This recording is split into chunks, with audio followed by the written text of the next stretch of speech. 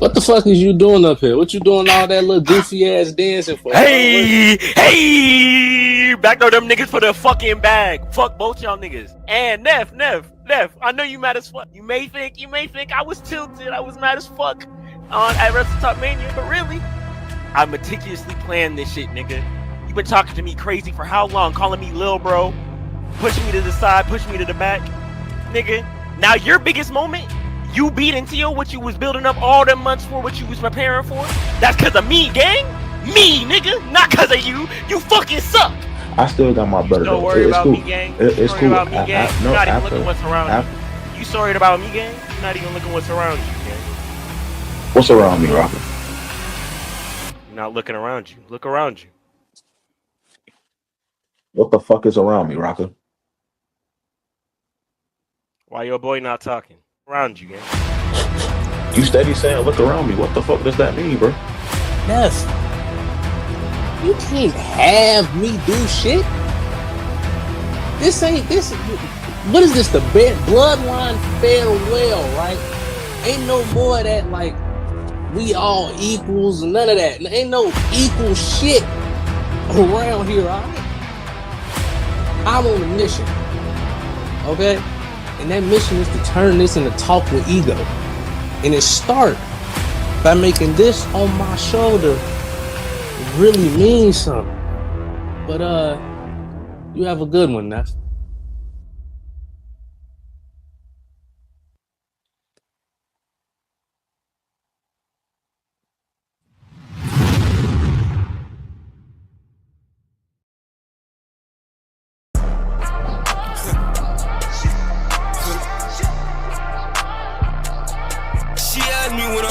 Tuesday, I'm staying in my lane. She asked me what I'm doing on Tuesday. I want your top with Blaze. I want your top with Blaze. I want your top with Blaze. I want your top with Blaze. I want your top with Blaze. You wanna talk at the debate. You wanna be entertained. I think that I got the plays on Tuesdays. I want your top with Blaze. You wanna be entertained. You better like it the string. You better be in the shower. You better like it the string. Says you wanna be in the same. You better like it a string. You better like it a string. You better like it a string. What?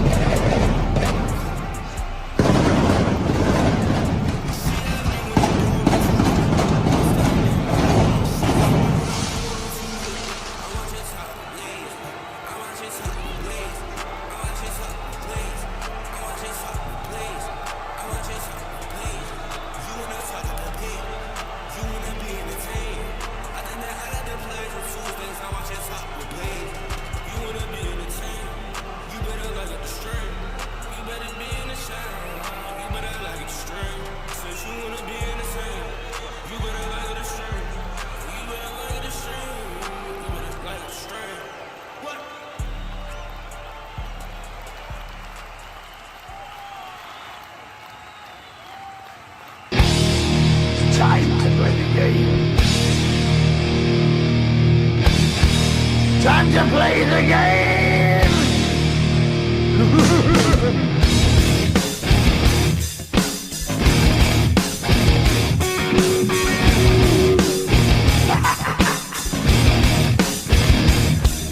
It's all about the game and how you play it. All about control, and if you can take it, all about your debt. And if you can pay it, it's all about pain. And who's gonna make it? I am the game, you don't wanna play me. I am control, no way you can shake me. I am heavy debt, no way you can pay me. I am the pain, and I know you can't take me. Look over your shoulder, ready to run like a Cleveland bitch from a smoking gun. Chat, what's going on, guys? Welcome to Talk with Blaze, Season 3, Episode 2. Sorry we late. I'm not gonna hold you up too much longer. We're gonna get right into it. Let me bring up the co-hosts for tonight, and we'll get started with the rest of the show, man. Burn it down!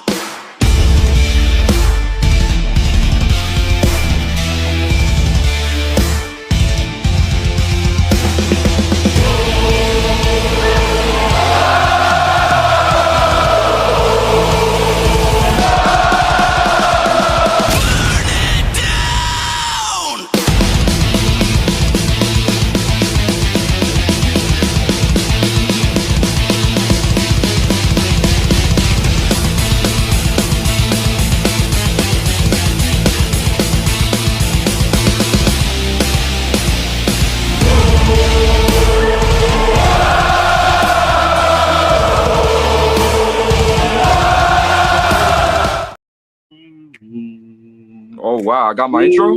I got my intro. Production was. Listen, let me say this. Production was wilding last week. Had to set it straight though. We got it fixed this week. How you doing, bro? Okay. No, I'm doing great. How you doing, man? You know what I'm saying?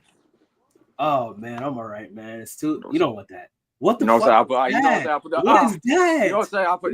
What's your that? Oh, okay. Bro, you don't want to do that. You don't want to do that, bro. You don't want to do that. Come on, bro. All right, come on, bro. We already late. You know what I'm saying? We don't got to do it. All right, let's get to it. You know what I'm saying? Let's keep respectful. All right. So listen, we start out the show tonight with Mo. Mo is furious right now. He's very angry. He got some words for Narco. So let's bring Mo up here and see what he got to say, man.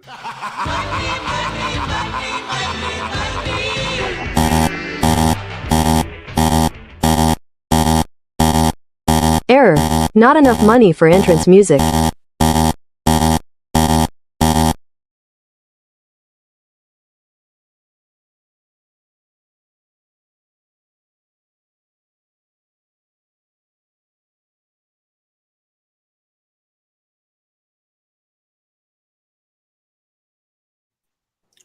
Mo.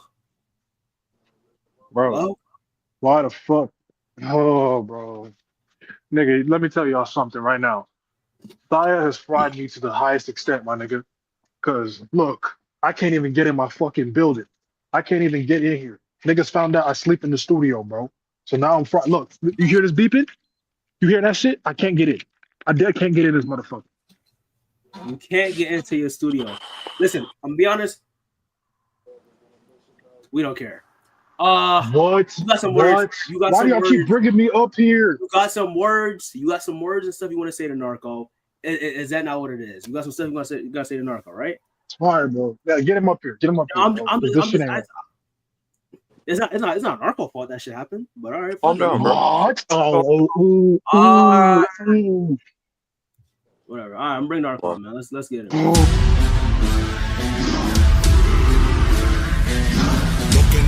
No fear, it's the big man time in the place right here. This is stop, but me don't stop, can't stop my path to the top, big drop, search for the key, but to put it on lock, me I don't speak, nah, don't talk, big dreams, big long shot, let the floor shake when the big man walk, eyes on the prize for the number one spot, kick down the door, the big man all by myself, need nobody else. You feel the boom, got a ring on the bloody bell. Cut your lights on, I'm gonna run and tell. Put the mic down right now. Time to give them edge down fast. Quick fast, you know like that. That's good, man. Narco. Look at Narco chilling, eating some wings. Just bro, bro. Fuck all the pageantry. Fuck all that shit. Malik, what's up, bro? Run me my money back, bro. I paid you for a task and you didn't do it. Bro, if you had talked to me beforehand, we could have came up with something though. But you ain't my nigga. The note in the Cash App literally says, "Give me the win." Who reads the notes in the Cash App? Don't nobody do that. Don't nobody read the notes in the Cash App. Bro. Okay, man, I'm enjoying a good day right now, bro. You interrupting my vibes right now, man. What you need, bro? What you need? What you mean? What do I need? Did you not see last week? Did you not see the shirt I was wearing? You still need them, bro. That money is not relevant, bro. That's. What you mean? It's not. It's relevant to me. It's gone, bro. What you mean? You think that money's still gonna be around? What you mean gone? How do you spend $100,000 in the span of 3 weeks? Smart, bro. You invest. You see them belts on the back? You invest. Look at this rich guy. Oh my god, bro! Is that a? You invest. You see the shoes in the back, the shoe boxes, and everything. Look at this guy. This nigga, bro. What is this? Wow. IC title, US title. There's more on the other wall too. There's more. It's more. I don't give a fuck, bro. Go on that shit. Go get a refund, whatever, bro. Just run me my shit back, bro. Run my shit back, please. Refunds are no. There's no refunds, bro. What you mean refund? Yo. Bro, can't you just earn the money back? How'd you get the money in the first place? Just earn it back or something. Logistics, nigga. Run it back. Just run it back. You just earn it, bro. I mean, work. Get a job or something, bro. 9 to 5, bro. Something. I can't. This nigga Siah been garnishing checks, gang. Oh, McDonald's always hiring Taco Bell. You feel me? You gotta get 9 to 5 somewhere, bro. You just gotta save up over time, bro. You gotta save up, man. You gotta save up. You telling me I gotta save up? I gave you $100,000. First off, I didn't tell you to do that. I did not tell you to do that. That's Oh real. my gosh, I did bro. not tell you to do that. Bro, Who bro, just you were freely- literally who my just- guy. How you gonna do that just to me? freely gives How out you gonna do that 100 to me? No, but you understand this. You Who just understand this. willingly gives out 100 grand? Who does that? That is Who true. does My nigga, give out. No.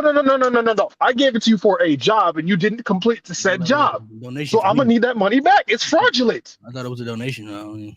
So I took it. A donation? Donation. I don't even donate to people in Africa. What you mean?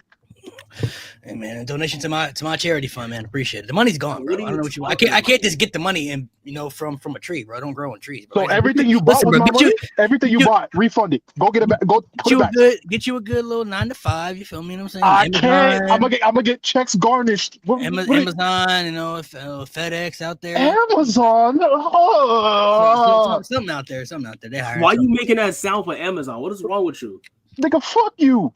What the Amazon, bro? They always hiring there. They pay good money, bro. Listen, bro. People in the chat, bro. Calm down. I'm broke. People in the chat, bro. People in the chat. Give Joe some job recommendations, bro. Give him some job recommendations. Damn it. What? Give him some good job recommendations. Nigga, fuck y'all and them recommendations. Let me get my money back. All right. All right, how about this? Give me 10,000 back. 10,000 so I can get on my feet. Mo. What do you not understand by the money is gone, bro? What you mean? No. Gone. Oh. What you mean? Look at the airport. Airport always hiring me. Come on, man. The airport. This place is out there. Nigga. I'm looking at the airport. Okay. Airport. TNA need some jobbers. Yeah, wow. What? They need some jobbers. What? I heard GCW is still hiring. Wow. Nigga, hey, Ricky need a tag team partner. Come on. There's places out there, man. Bro. Do y'all think y'all funny? Post office. Come on, man. Post office. Hey, you guys think? Hold on. Time out. I gotta talk to the chat real quick because you niggas has just been hee-heeing, ha-haing for weeks now. So let me ask y'all a question. Do y'all niggas think this shit is funny? Oh wow. Are y'all that heartless to think this shit is funny? OnlyFans is crazy. Oh, is wild. What? Y'all niggas is making jokes out of me. This is all right. Word. This is why I scammed you, bitch ass niggas. This is why. Wow. This is why. You some bitch ass niggas. Oh God, y'all some bitch ass niggas. Bro, why they gotta come on, bro? What's up with the language, bro? God, what's got into? Yeah, come on, man. bro. Fuck that. Fuck decorum. Fuck all that extra shit. My nigga, run me my shit back, bro. We can do a payment plan. How about that? Use this as a valuable learning lesson. Just don't give out your money like that, bro. Just don't give out your money. Just don't give out your money. Very good point. So Narco, are you going to give Mo back his money realistically? There's no as a kind friend, would you give him his money back? Donney, bro. You know me, bro. There's no money. There's nothing there. God, Narco. Is this nigga serious? Listen, bro. Listen. What you gotta tell this guy to not just give out his money willingly, bro. You should have. I thought, man, come on, man. So you trying to teach him a lesson, basically. Bro, he should not give out his money willingly. Nobody told him that. Nobody ever told him that. It's a valuable lesson. Life lessons, bro. Nobody ever taught him valuable lessons. Life lessons. Come on, man. Life be throwing money out there, man. So basically, you're not giving him his money back, basically. Nah, bro, that is what it is, bro. I got to bounce. You're not getting the money back, bro. There's no money there, bro. It's nothing there. Wait. Okay. So I'm gonna tell you, bro. Damn. He let. Wow. What the fuck? After all this time.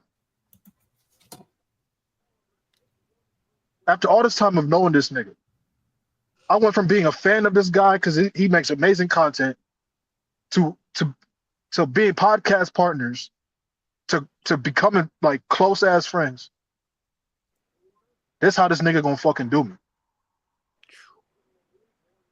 Y'all think this shit, Donney, Prod, y'all think this shit cool?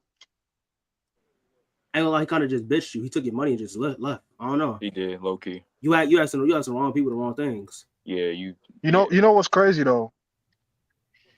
What Malik don't understand is I still have a phone. It may have minutes on it, but I still got a phone. So what that mean? I know where the nigga lives. What the fuck is wrong with you, you piece of shit? I know exactly where this nigga lives. Why are you doing all of that? Wait. Why is that necessary? the fuck is wrong with you? I know where this motherfucker lives. On God. Okay. Look, you had somebody on your side. You had somebody on your side. He was feeling bad, and then you say you know where he lived. Now they say never mind. All right, then fuck his never mind. Then he can go to hell too.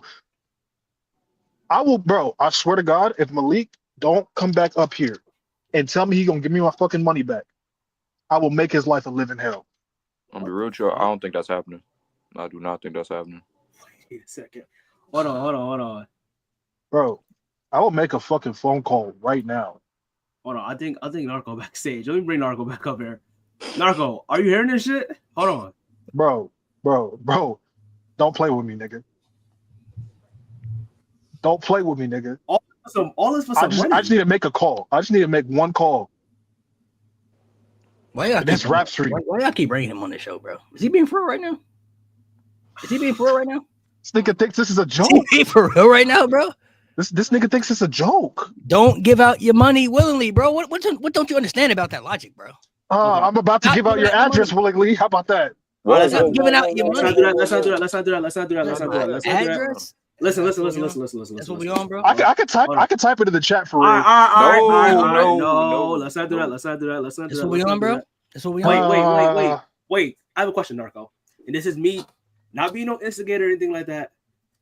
Do you think you could win against Mo? Like, truthfully asking, by the way. Fuck no.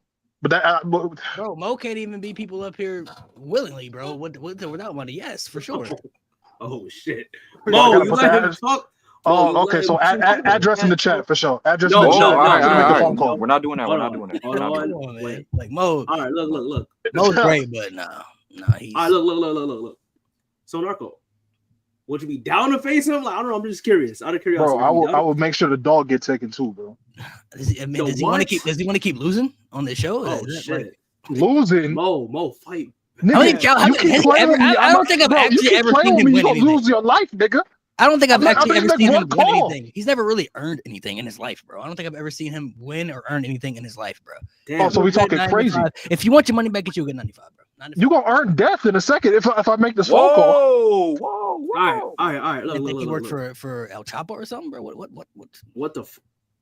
You don't need to know, bro. You won't know when a nigga pull up to your front door. All right, look. Pull up there.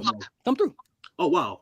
Oh no, I don't have to. All right. Let's not make a call, bro. Let's not do that. Listen. I'm through. I'm chilling Mo, right now. Mo, listen. If you want your money back, I don't think you should just give it to you. Would you want to fight for it? What about that? What are we fighting for? There's nothing there.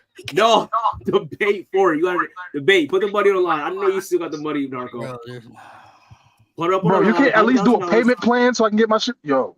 How you gonna do a payment plan with no money? Explain that to me. Yes or no? We got Honor Pavel coming up May 20th. Somebody's echoing, by the way. I don't know who it is. May 20th, Honor Pavel's. Would you want to fight Narco for your money, Mo? And Narco, would you want to accept that? There's no money, but if you want to challenge, I don't back down from challenges. So, bro, what you mean? There's no money, Narco, you know it's money, bro. Stop. You mean there's no money, bro? This nigga really wants somebody at his front door. No money. Pull up, bro. All right, stop. Who said it had to be me? Who said it had to be me? I just need to make a call, bro. All right. Let's stop with this. Let's stop with this. Let's stop with the make a call. Let's stop with the pull up. Why should I stop? Why should I stop? Please explain to me why. All right, because you broke, and if you don't make it to the debate, you don't have a chance to get your money back. Now you shut up. Okay, thank you. So Mo versus Narco for the $100. Donney really a baboon, bro. I swear to God. Wow. What the fuck? I'm giving you an opportunity to make your money back, and you disrespect me? The fuck I do to you? This whole shit started with you. When he loses, I don't shit. want to hear no excuses. He's gonna be. You the one that exposed the scam, nigga. You the one, because you can't just let a nigga eat. It was Siah. What the fuck? All right. No. You started instigating up here, my nigga. Whatever. You did. Whatever, bro. What is wrong with this guy? I might have to make the call for Donney, bro. I might have to make the call for Donney. Little 9 to 5, bro. I heard the hub. They always hiring, bro. Get on the hub. The hut? All right, that's enough. Hiring, bro. You know what? All right, that's enough. That's enough. What the fuck are you? I'm just saying they always hiring, bro. What are you? What's up with y'all? About? Why do y'all want to see me do fucking? Never mind. Yeah, all right, that's Man, enough. people gotta. Right, You the one said you gotta eat, right? Talking about you gotta eat. You got nothing to survive, bro. Listen. Oh, I would be eating Right, if you didn't steal my money, nigga. Fuck is you talking about? Cool. Cash, man. Cool. What the fuck, yo? There you go. Y'all, Chat agree, bro. Nah, y'all wilding tonight. I don't know what the fuck Chat is agree, happening, bro. Chat agree. What is going on? All right, look. I hate y'all niggas, bro. All right, look. Agree, bro. Mo versus Narco, May 20th. Honor prevails. $100,000 on the line. Let's do it. We're gonna set up a debate. Next week, we're gonna set up a little debate, figure out what the fuck y'all gonna debate about and shit like that. And then we go from there. Mo, if you lose this matchup and you don't get your money back, I don't hear no more bitching, I don't hear no more complaining, I don't hear none of that shit, all right? Fuck you. Shut the fuck up. Get the fuck out of here. Bitch ass. Wow, okay. Shut the fuck up. Wow, okay. Get that weak shit out of here. Narco, and I'm gonna let you, you know what I'm saying, you peacefully leave. What anything else you want to say to the people? I gotta stop bringing him on the show, bro. I don't see how y'all not stressed out, bro. How y'all not stressed? You know, most He's he got a contract, we got a contract all as well as just and stuff. Man, I feel bad for y'all, man. The contract, bro. Look, man, I'll do this one debate, and when I beat him, I don't want him bothering me no more. Put that in his contract. Leave me alone. How about that? All right, cool. Put that in his contract. We'll negotiate that. All right, Narco, I appreciate you, man. All right, man. Oh man, look Wow. at this guy. Wow. That was something. They was not what I was expecting, but all right. How you feeling though, bro? Before we move to the next segment. I'm starting to feel bad. Because like he didn't scam me, so like I'm starting to feel bad for Mo a little bit. But he was kind of he was supposed to be right here. He went up here, so you know what I'm saying. But then again, it's like we gotta see, But time to move on to the next segment. We got Mr. JC doing an interview, so let's call up JC. Let's get to it, man.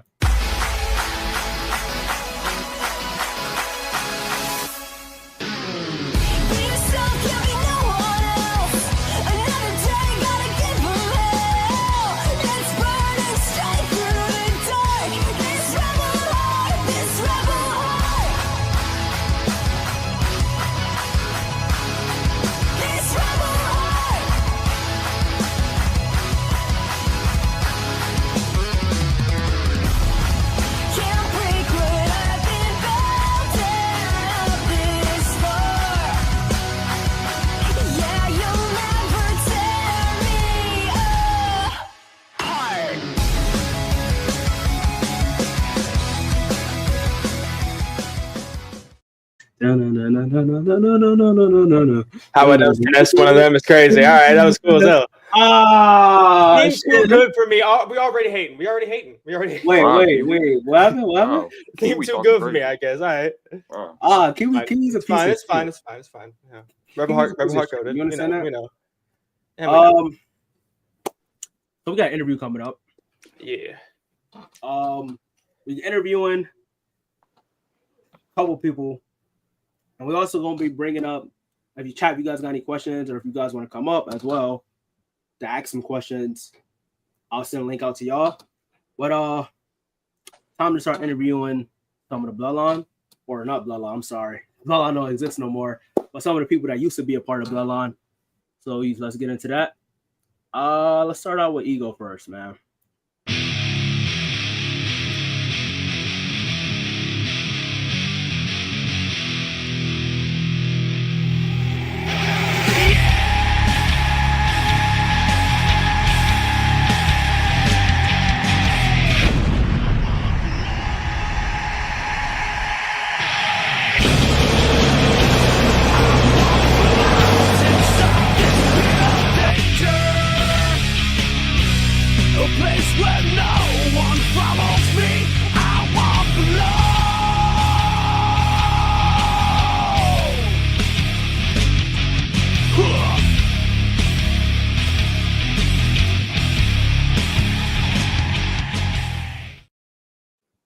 Oh man, look at this guy. Hey, Ego. Yeah. What's up? What's up, y'all? I'm sorry, Talk with Ego was a little late. Let's not get into that, please. Let's not do that. But y'all got some questions? That we do. Should we just hop straight in? We hop straight in. How about it? Come on. Let's get into it. Things lined up for each person that may or may not be here. So, Ego, my first question for you. We're going to bring up some people that you might not want to talk about, but we're going to talk about today. Do you think what you did to Neph was considered backdoor? No. Not at all? No, what I did wasn't a backdoor. It wasn't a Seth Rollins. It wasn't a Paul Heyman. It wasn't slimy. It wasn't none of that. What I did is something that Neph knew was going to happen. He always knew that my goal was to be at the top. So I don't see why this would come as a surprise. I don't see why this would come as a shock. Saying you should have seen it before it happened. Okay. So, on to your other fellow stablemates. What's your status with Raka? Are y'all in any alliance? What's going on there? Hell no. Simple. Yeah, the thumbs down. I saw your entrance theme. Simple. That's all. Even with that. Okay. So why do you feel like now is the right time to face Neph? It should have been coming a long time ago, but now. Well, now it ain't nothing really blocking me from doing it. You know what I'm saying? Beforehand, we was part of the bloodline. That'll look crazy, two brothers duking it out. You know what I'm saying? Things could get hectic when the title on the line. You know what I'm saying? But now ain't no bloodline. It's a new era. I'm walking out of Talk with Blaze, Wrestle Talk Mania with a win over this goofy. You feel me? Like I'm doing big things. You know what I'm saying? Let's not do that. You know what I'm saying? You see, got the new intro. You see, you know what I'm saying? I walk alone. It's in the intro. I walk alone now. I ain't got nobody beside me. It's just me. And I'm finna do what's best for me.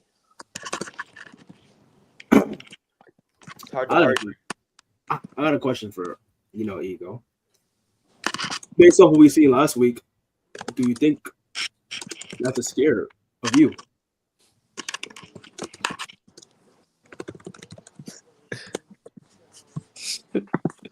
Why are you laughing at that? Next question. Oh, wow. Oh, wow. Ain't gonna lie, y'all see how that bitch sparkling? Y'all see how that bitch shining? So I see you got the belt right there behind you. But you're not the real champ. Not yet. I will be real soon though. The real champ is here, so let's bring him up too. I think I'm cute. I know I'm sexy. I've got the looks that drives a girl wild. I've got the moves that really move 'em. I said chill up and down their spine. I'm just a sexy girl. I'm not your boy. I'm just a sexy boy. I'm not your boy toy. I make them hot. I make them shiver. Their knees get weak. Good morning. Talk with Blaze. Welcome Talk with Ego. Yeah. All right, world champion. Got some questions lined up for him, don't we? Yeah. First off, it's just how are y'all? How y'all feeling? Oh, I'm sorry. Let me hold on, Pride. Ego, what the fuck is going on? What you talking about? What you mean? What you talking about? Like, what you talking about? What the fuck is going on, bro? What is that shit you pulled last week? Come on, Neph. I just explained it. You was backstage. You heard it. Was you not watching? Standing to the side watching? Was you not doing that? I don't, brother. Look, I did nah. Ain't no look. This shit. Hold on, bro. What you smiling about, bro? This shit ain't look. this shit ain't deeper than the bloodline. This shit ain't deeper than talk of blood. Neph, listen. Remember when we first heard about this? We first wanted to get in on it. You got in on it. You brought me in on it. What was our goals? To be at the top. Right. But to be at the top, you got to be champ, right? Right. There's only one champion.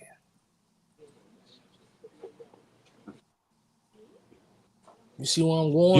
You know, my problem was never the fact of the problem was never the fact that you wanting to be champion. I always saw that for you. I always saw Ego Black's world champ. I always saw Ego Black's, top superstar. I always saw you as a pillar, as a main eventer. I just never understood.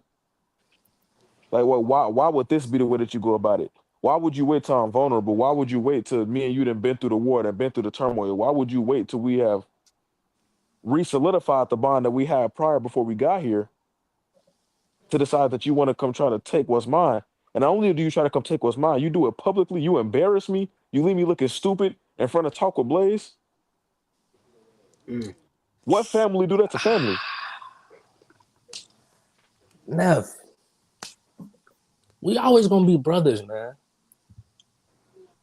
And brothers fight.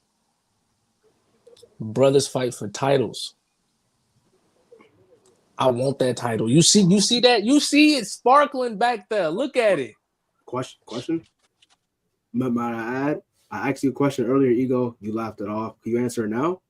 While Neph is here, do you think Neph is scared of you? Yes or no?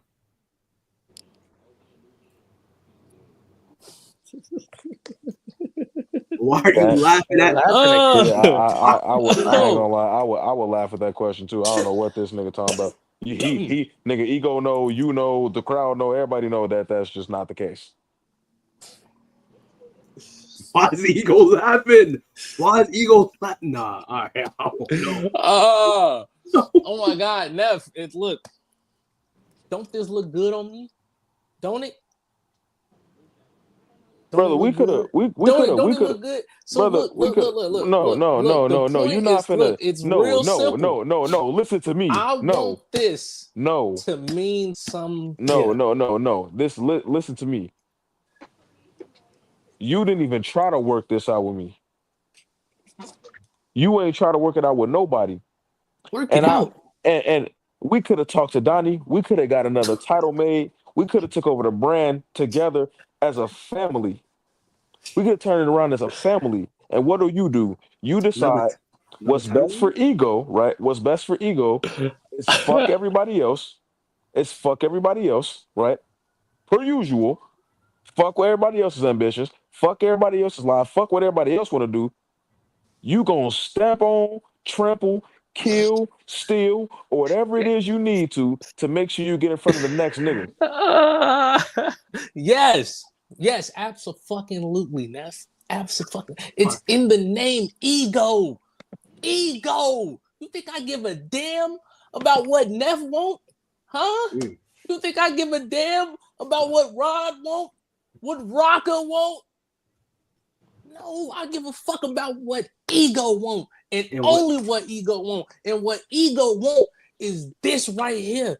When I come on this show, I want to hold this bitch up and I want to be able to put my name as champ. Champ Ego, Champ Blacks. That's what this is. That's what this is.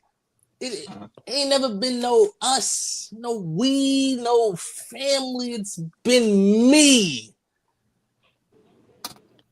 Always been me. Well, if it's always been you, you know what that means, right? Oh yeah.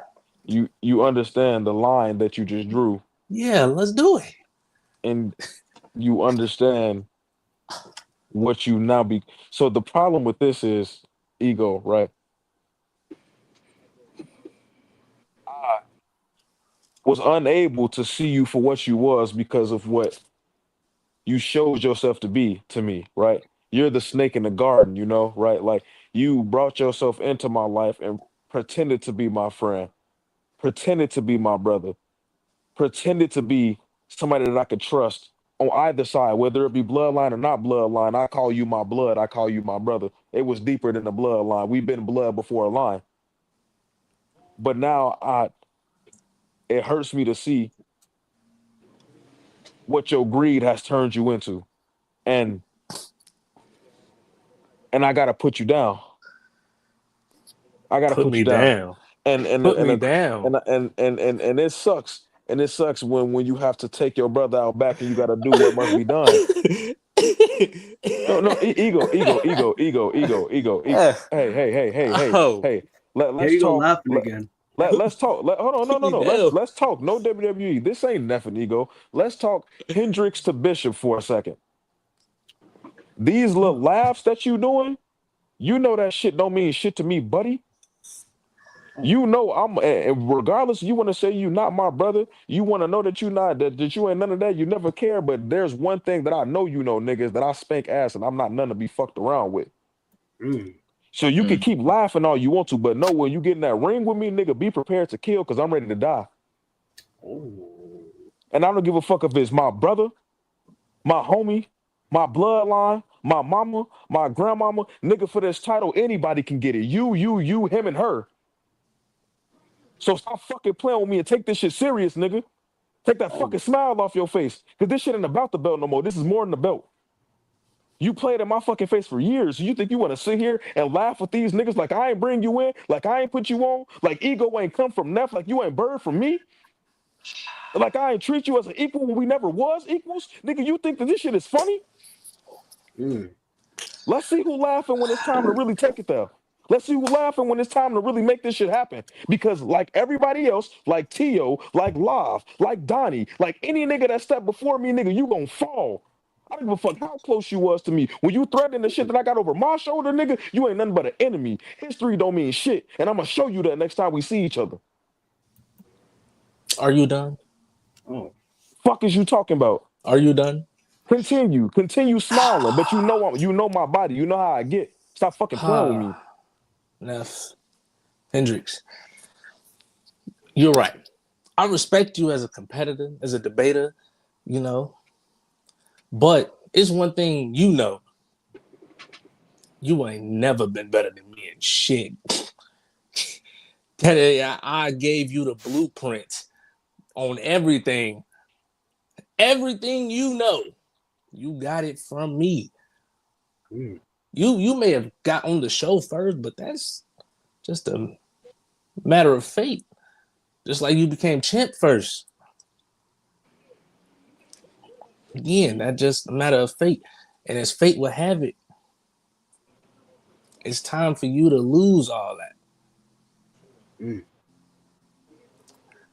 It's time for me to be where I need to be, to show you where I've always been. Because apparently in your head, you've been thinking wrong. You thought I was below you. You thought I was beneath you. You thought I was number two. No. I've always been number one. It's always been me. I've always been the main character. I've always been that guy. The guy. Always. And I'm going to take that.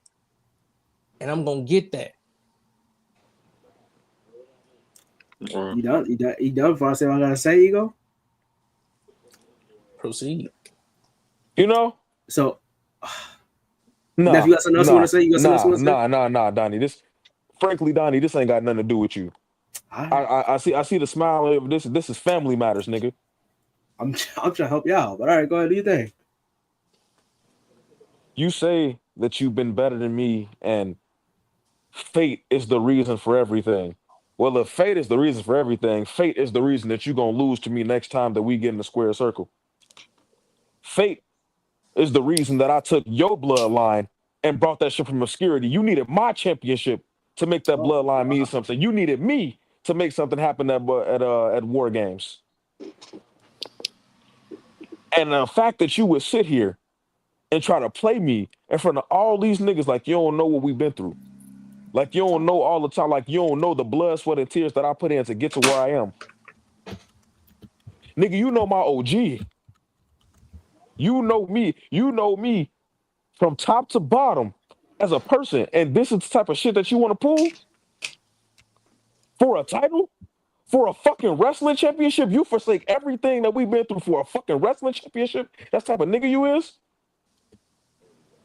I'm going to give you everything you need. You want to put everything on the line for a title? Let's put everything on the line then. Let's take it as far as it needs to go, and let's make this shit blow up. Let's make this motherfucker the biggest spectacle Talk with Blaze has ever seen. Neph versus Ego. David versus Goliath. Andre versus Hogan. Let's make this shit happen. Let's do it. Let me make sure that I put on my greatest ever against you and make sure that you understand a pecking order around this bitch. All right, so y'all both agree. Y'all both agree to. I want it. Let's do it. All right. Come on. Anything. we didn't even get to Raka coming up yet. But before that, let's set it up though. Ego versus Neph. All right. Honor Bells is in 2 weeks, May 20th. Anytime, anywhere, any place, nigga. May 20th. Honor Bells, Ego versus Neph for the World Championship. Y'all both agree? Yes. Oh man, this is not just it though. We still got Rocka who got some questions that gotta be asked to Rocka, and he's still gotta come up here. Oh man. Hey, ask him some questions, man. Yeah, let's bring Rocka up, man.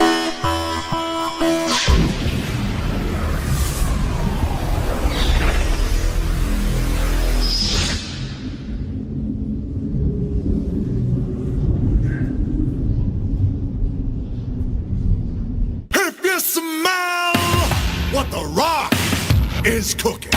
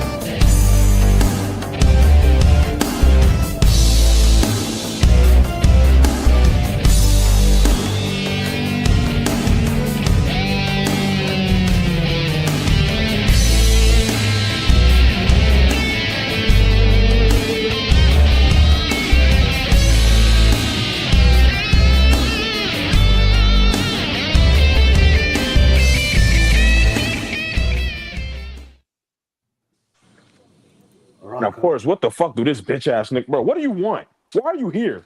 Get the fuck out, bro. This has nothing to do. You haven't won a match in 2025. Get the fuck out, bro. Why are you here? Get the fuck out, bro. Don't say that finally shit. We don't want to hear. We don't hear your fucking intro. We don't hear that your tired lame ass bullshit game. We don't want to hear that. It's not even your shtick. That's Dwayne shit, bro. And it's tired when Dwayne do it. We definitely want to hear your skinny ass do it, gang. Shut the fuck up, bro. We don't want to hear this shit, bro. Please, please, bro. We don't want to hear this shit, bro. Like, oh my god, bro. Like, get the fuck out, bro. Like, God, bro. If you haven't won a match in 2025, you can't talk, bro. Please make that stipulation, bro. Please. Oh my God, Josiah. Of course fucking you, bro. Oh my fucking God, bro. Gosh. Fucking God. Bitch ass nigga, bro. Finally, nigga. Fat teeth bastard, bro. Fucking. I'm back, nigga. I'm here. I'm here at Talk with Blaze, bro. Fucking veneers, bro. Bitch ass nigga. And I got one thing to say. Neph agree? Ego agree? I think y'all forgot to ask somebody. Add who? Ask you what? I think y'all forgot to ask somebody, low key. Hey, nigga, the nigga that ended the bloodline, bro. You the guy that ended this shit. Okay, I'm not gonna lie. You left and then still took a 5-on-1 to beat me. And I saved your title, by the way. Nigga. You Wait, nothing. Neff. I saved your title though. Nigga, you saved nothing. No, wait, I saved your title. If you saved my title, why couldn't you save a win this year? Why couldn't you save a win? Why has it been over a quarter of a year? Okay, wait. Oh wait, let's be fair. We'll get back to that point. Man, you little dread, bitch. Why haven't you won nothing in 2025? I'm thinking about it, Donney. That shit low-key mine. This nigga can talk all he want, bro. That title low-key mine, gang. Okay, hold on. You literally did nothing. Okay. We'll get that. He wants. Wait, JC, do you have questions for Rocka? Yes or no? I have prepared questions for everybody, and it's a lot to jump in on, but there are things to say. Could we get a couple questions for Oh wow, we got a scammer on. Okay, here we go. So Rocka, the first question, quite simple. Why'd you leave Neph? Why? Because he a bitch. That's why. He a bitch. Because he's a lame ass nigga, bro. I bring him in, bro. He couldn't get Tio to focus on him, bro. He wanted Tio to focus on him so bad. I bring him in, bro. Got him that Tio outlook that he really wanted, that Tio obsession, and he didn't appreciate it, bro. He spat on me, basically. So I had to spit on him, and I had to spit on his title reign. Wow. Now his title reign means nothing. He couldn't beat Tio by himself. He's a fraud. Everyone knows it. Everyone knows it. And does anybody have the tape? Does anybody have the tape of what happened at Wrestle Talk Mania? Can somebody play the tape? Did Tio not get flustered? Because nobody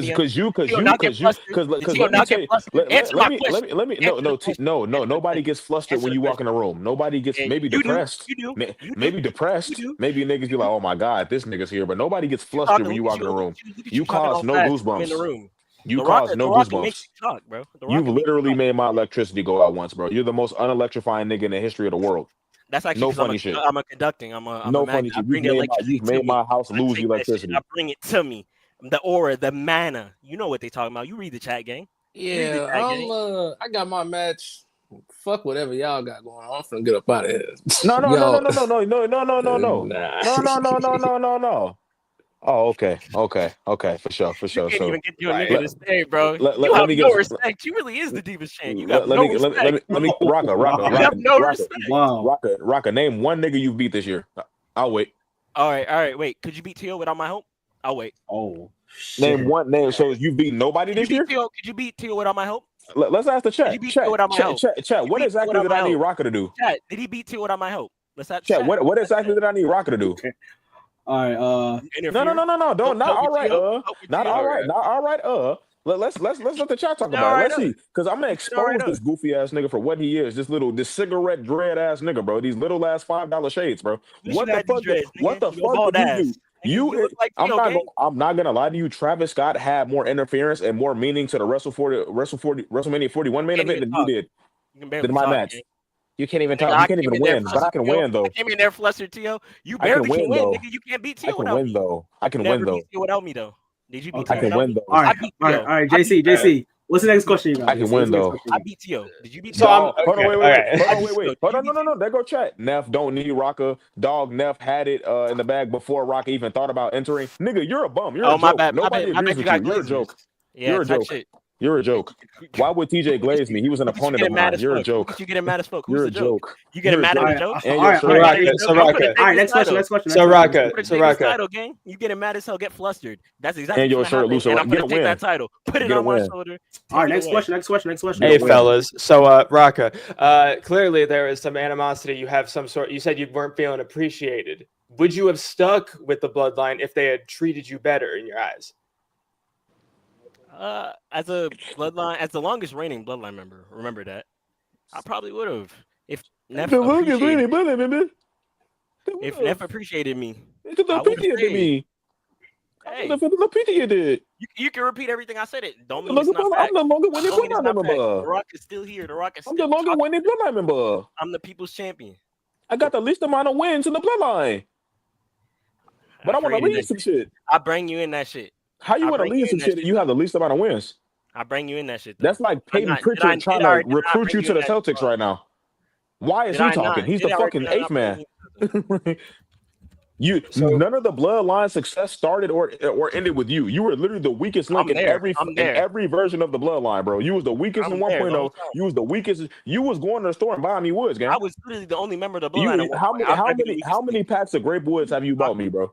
Gang, you don't even know the history. I bring you in. You barely know what you're talking How about. many I'm packs of bloodline. Grapewoods have you went down to the local 7-Eleven and bought me? Look at you. You getting off topic. What the fuck? At least 12. About, you're a store runner. You're deluded. You're a store runner. Like, you're deluded. nobody. You're deluded. Look at you. You're a getting store mad runner off who somehow Okay. got a platform. You can talk as much as you want, but at the end of the day, I'm coming for that Hey, title. hey, tell him again, William. Okay, he was Raka. the mascot. He was the mascot. Tell him again, William. Let's skip all the bullshit, Raka. You said it. Do you plan on facing Neph?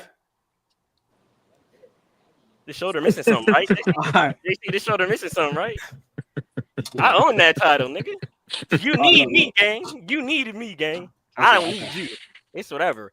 Yeah. Who made you lose at Wrestle Mania? When I wasn't there, you lost.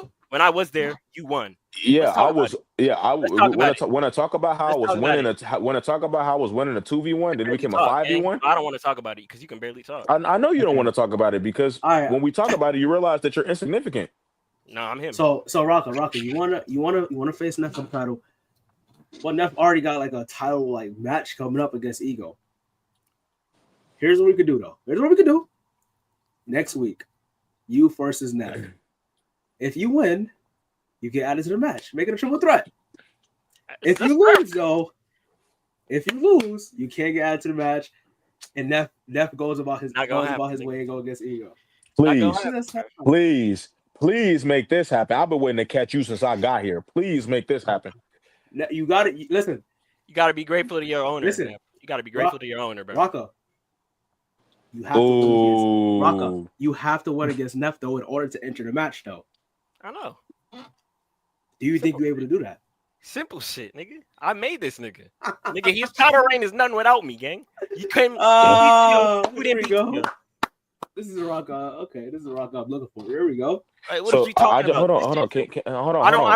Donnie,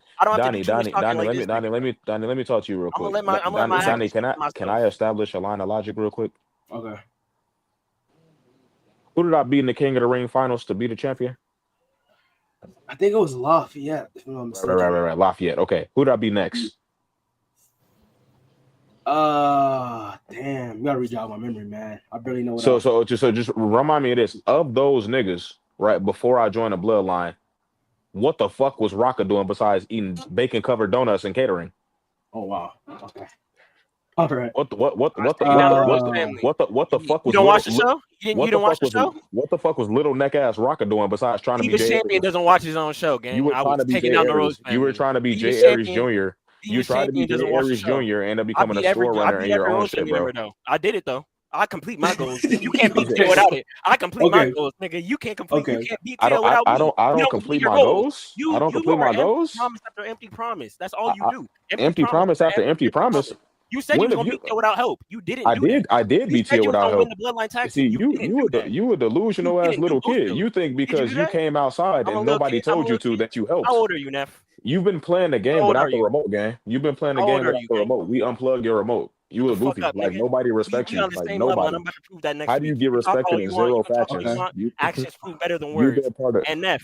For the one time, just for your lame ass. Just for your lame ass. You've been part of 3 factions and nobody respects you. How that work? All right. So, your wrists are too little, man.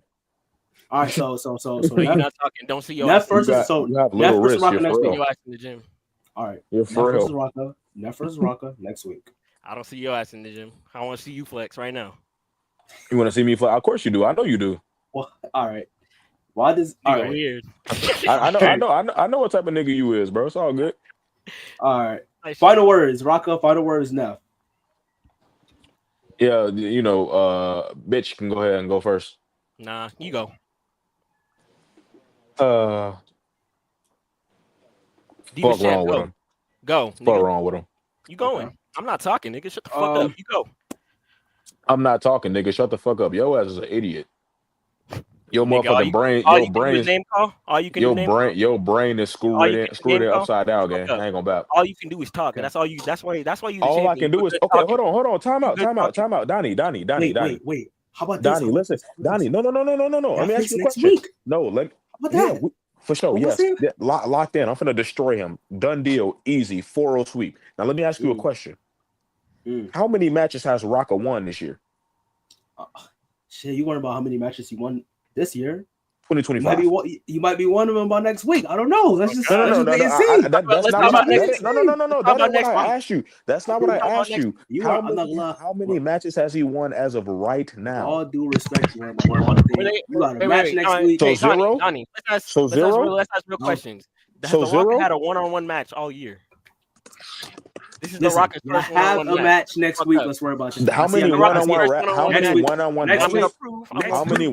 matches has the Rocka won at all? Next week, you have to face each other. There we go. I That's won it. multiple matches. That's it. Watch the show, gang. Divas Champ doesn't watch the show. Part 2. Rocka, Neph. This nigga think leaning in front of his camera with his auntie glasses mean he cooking. You're not. Okay. I am, bro. You look like Young and May. Let me do it again. Let me do it again for you. Let me do it again for you. Hold on. Let me do it again for you. Nigga, shut the fuck up. You're these little ass glasses. All you can do is talk. And the necklace is too big. All right. Stop wearing your daddy work clothes to my fault, dude. Y'all about to continue going. What the fuck? Why the fuck is Rocka still up here? Get the fuck down. What the fuck? I thought I took this. I thought I took him down. Nah, I think the boys out here, they will continue going. They have a match next week, and we have a match later tonight. So we got next segment to get to, and that is the segment of Rod. JC, before we get to that next segment, you got any final things you want to say before we move on to the next segment? Nah, man. Appreciate the little intro I get now. That's sick. JC got a little intro. Pretty good. Whoever did that, man, they did amazing. Yeah, whoever that was. Good shit to them. I don't know why he doing all that. But anything else you want to say to the people? You'll hear from me soon, probably. I'll be talking at the intro or something. JC, I appreciate you, man. You enjoy the rest of your night, all right, man? You too, man. All right, man.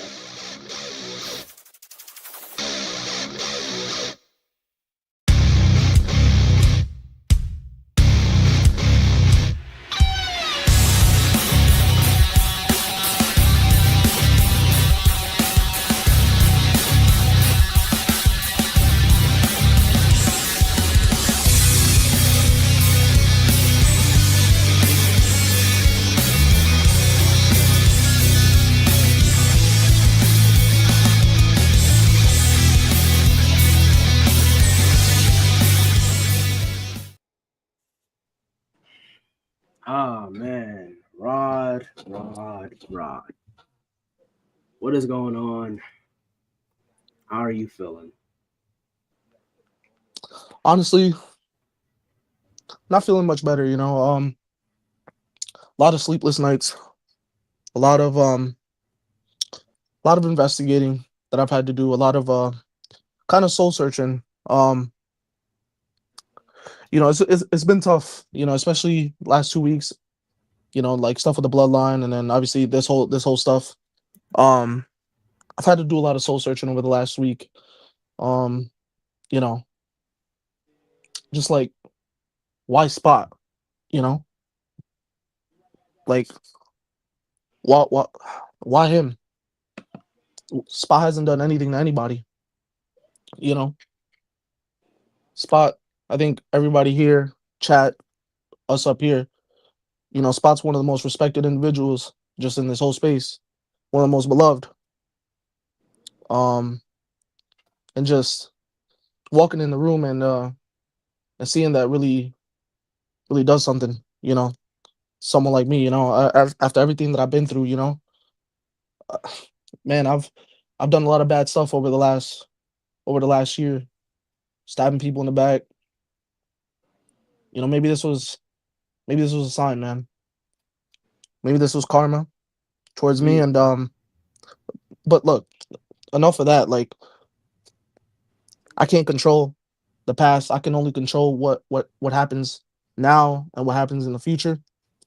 And like I said, I've been doing a lot of investigating. I've been rewatching this clip of Spot laid out and kind of just really investigating everything. And I got to thinking, the person that must have done this, and I think I have a name in my head, but the person who must have done this just doesn't have an agenda, doesn't care, slimy. Somebody like this, they just do things on the fly. They don't have a plan. They kind of just show up and just do stuff. And remind me of a couple people. you know, there's a couple of people I've had in mind, and man, after really just like sitting on it and kind of really thinking, there was one name that came to mind. And that name is Donney Blaze.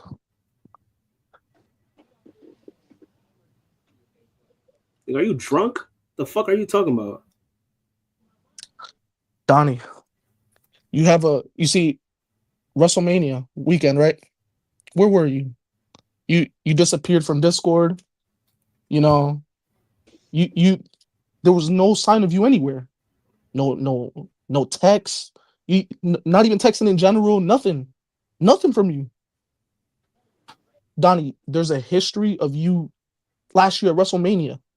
You just pulled up. Nobody even knew you was gonna be there. Donney, what the fuck that mean? Donney, you show up to places unannounced.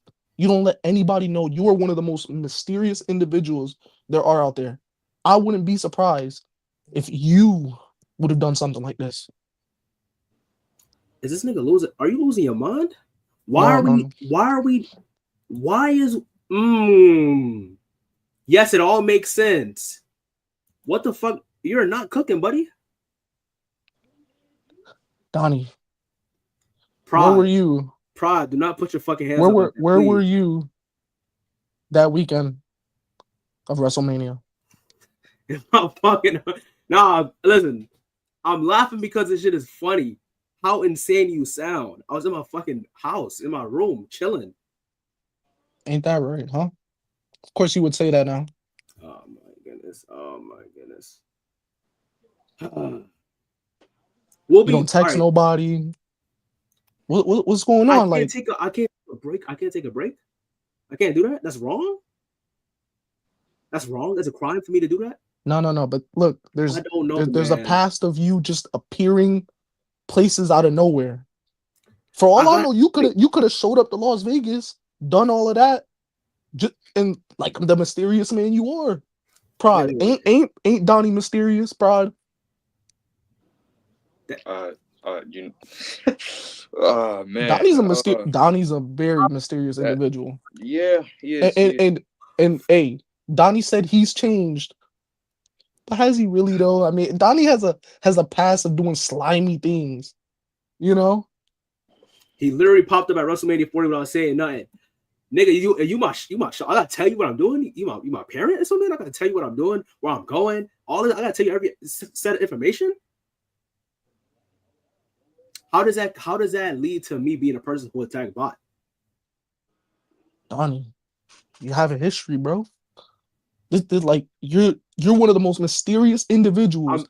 You like think about it. There's no footage. There's no nothing, Donney. There's literally just footage of Wrestle Spot laying down. Okay, that's it. All right.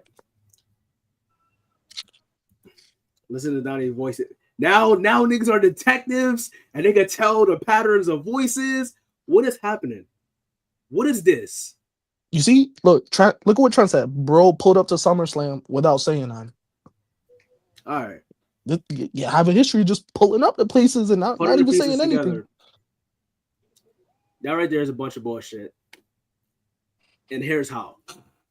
I have bank statements. You understand that? I have bank statements.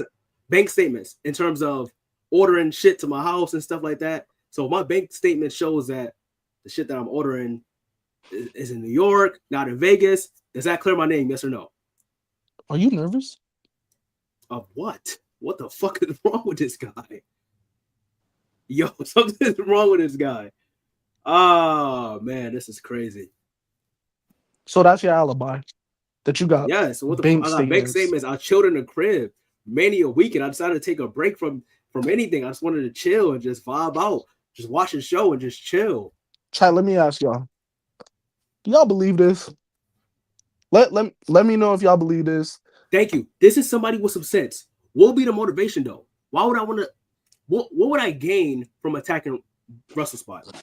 Shit, I don't know. Like I said, this person could have no agenda, and you do things with no agenda. So randomly I decided let me just beat the dog shit out of bot. Randomly. Yes. For what though? So randomly I wake up and say, hey, let me fly from New York City all the way to Vegas to beat the living dog shit out of bot and just leave. I mean, you got the money for it, don't you? What the fuck? You silent all weekend. You what know? What is he talking about? How do you know my state? How do you know my money situation? What are you talking about? WrestleMania 40, SummerSlam, just out and about. Wait a second. Prod, why are you first thing, why are you doing all this and all this? Prod, you was in Vegas. I'm just saying, like, what point Prod. is he making that's not Prod, true? Wait, I'm just Prod. saying. Prod. Okay, Prod, what? You were what? in Vegas though. You were in Vegas. I was too, in though. Vegas. I was in Vegas. I'm just saying. And what's your point there? Rod, why you didn't say anything about Prod? He was in Vegas. I was with Rod. Every time Rod was with Spot, I was there. Whoa. That's not true. Were you and Rod together 24/7 while you was in Vegas? No. But here's the all thing. Right then. So there's a possibility that you was by yourself and could attack bot. You know what this sounds like right here? Sounds like deflecting. How the fuck is it deflecting? Sounds like deflecting. Donnie, to be quite honest, Donnie, we're not talking about Pride. Come on. We're talking about you. So wait. You point the logically here. You point the fingers at a person that lives in New York City and saying that just because he wasn't on Discord. TJ. I mean it was him. Another person that was in Vegas. But look. TJ was in Vegas. Prod was in Vegas. I also want to say somebody else was in Vegas. Your best bud. Your homie. Ego. Wait, whoa. What about him? Wait. No. If y'all want to talk about motives. Still doing it. No. Prod. Hear me out. I want to talk about motives. Ego. Bloodline. Right? He was a part of Bloodline. Who was the person that told T.O. and Tjay to team up? It was Wrestle Spot. That led to what happened with the Bloodline. And Ego probably felt the way and decided to beat the dog shit out of Wrestle Spot. He was in Vegas. And we know Ego don't care about nobody but himself. Look into that. You're about the wrong fucking thing. Now look at your face, all fucking confused. Donnie, you're not off the hook. You out here deflecting, putting the blame on other people. What's going on? Go talk to your buddy before you worry about talking to me. The people that were close in Vegas, go talk to them before you worry about talking to me. All right? I'm on to you. Don't worry. I'm gonna go talk to everybody else. I'm on to you as well. All right, get that shit out of here, man. All right, you as well. Listen, we got a debate to get to. You go worry about that, all right? All right, I'm gonna catch y'all later, man. I'm gonna keep doing this investigation. Oh, this piece of crap, man! Get the fuck out of here. Come up here and say, "Oh, it's me," and then you got Prod. Prod, what type of shit is this, man? You supposed to be? I'm saying you supposed to be like defending me in a way, but you up here, just shit. You know what I'm saying? I'm observing. I'm observing, right? And you know what I'm saying? The points he made. You know what I'm saying? They were, connect the dots, but I'm just a spectator. I'm not going to say anything about that. Yeah, man. All right. Listen, man. Chat, we have a debate to get to. Hopefully Rod finds out who did attack Bot, because Bot is a good guy. He's a nice guy. So we want to know who attacked him. Hopefully we're able to figure that out. But it's time to get down to the debate. We got the person who's going to be judging this debate. Let's bring him up right now and get into it.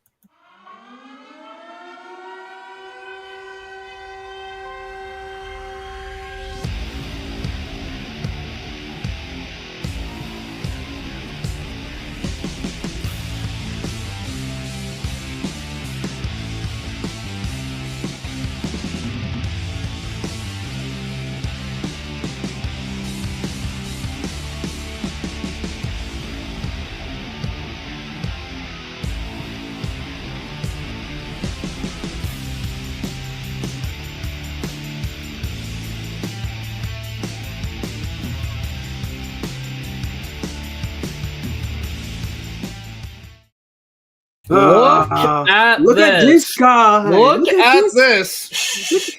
Donney, production team's acting right today. I wonder why. Yes, they are. Also, actually. wait. Who made that intro? I don't know. Why are you ore farming? I'll give you a hint. He's up here. Anyways, it's a great day, Donney. I'm dressed. I'm prepared. I'm ready. Red light, shades on. Aura farming. Look at Ghost, man. This is a crazy aura farm, but He's aura farming, bro. He's aura farming. I can't dress to prepare. This is a big moment for me. This is a big moment. I have to dress to prepare. Here I am. All right, nice to have you here, Ghost. Yes. So for the people that don't know, the topic we're gonna be doing tonight, War debate, is who had the better mid-card title reign out of Gunther, his IC title reign, John Cena, US title reign, or Oba Femi's North American title reign. So those are the topics. That's the topic, and the judge is Ghost. So yeah, let's bring up the people. Let's bring up the person that's going to be representing Gunther, Kiwi.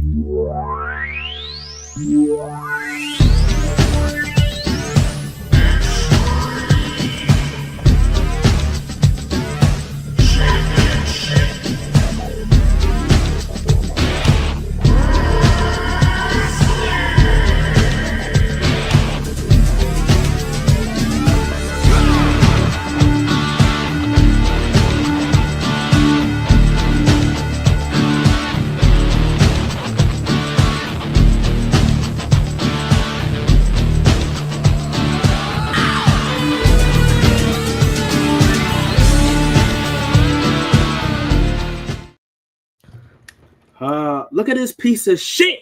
Why? Are Sit down. What the fuck? Fuck is this? Oh man. Wow. Sit down, bro. bro. Man. What a host. Welcome, Kiwi. How you Welcome. Prod Ghost. Someone was excited today for this debate. Listen, man. I despise you, Kiwi. It's Gunther. It's Gunther. Wow, I'll leave it at that. We're gonna find out. Yeah, we're gonna see.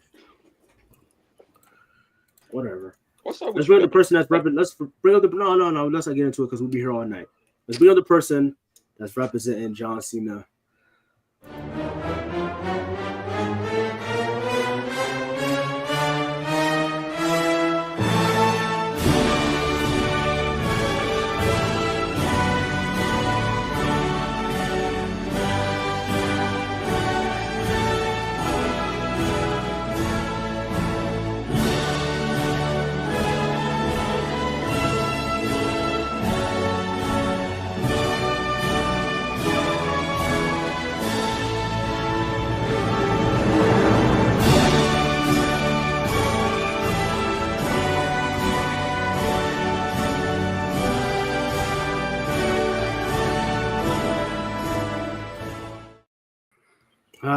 The masses.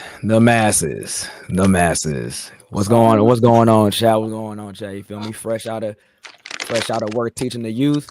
I'm gonna have to teach the youth again, but you know, Cena all day, the greatest of all time. You feel me? The 17-time world champion, right? Goes the 17-time world champion. He is the 17-time world champion. Where's Tio at? Nah.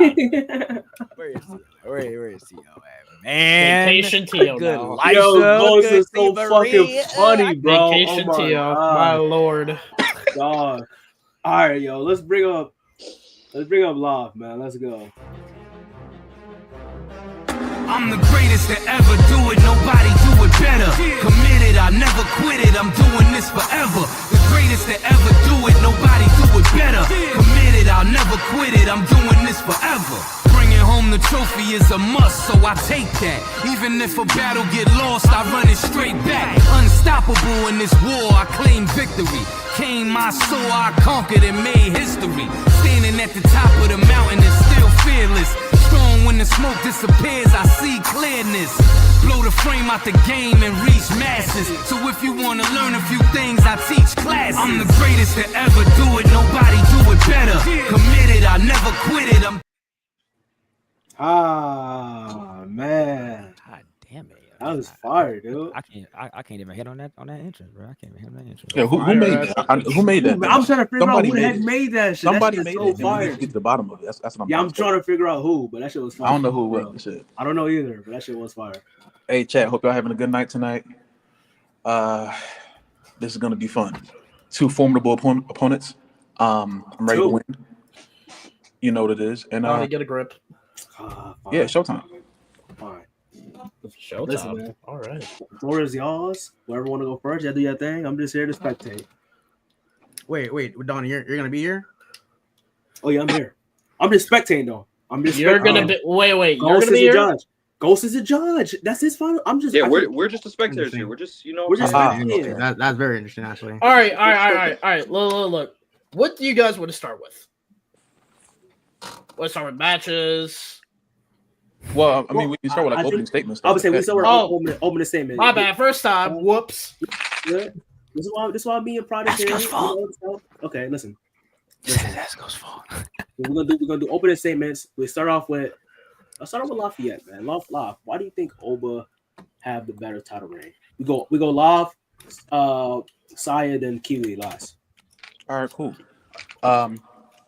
Oba family, man, the longest reigning North American champion of all time. He won the breakout tournament. Extremely quickly won the North American Championship.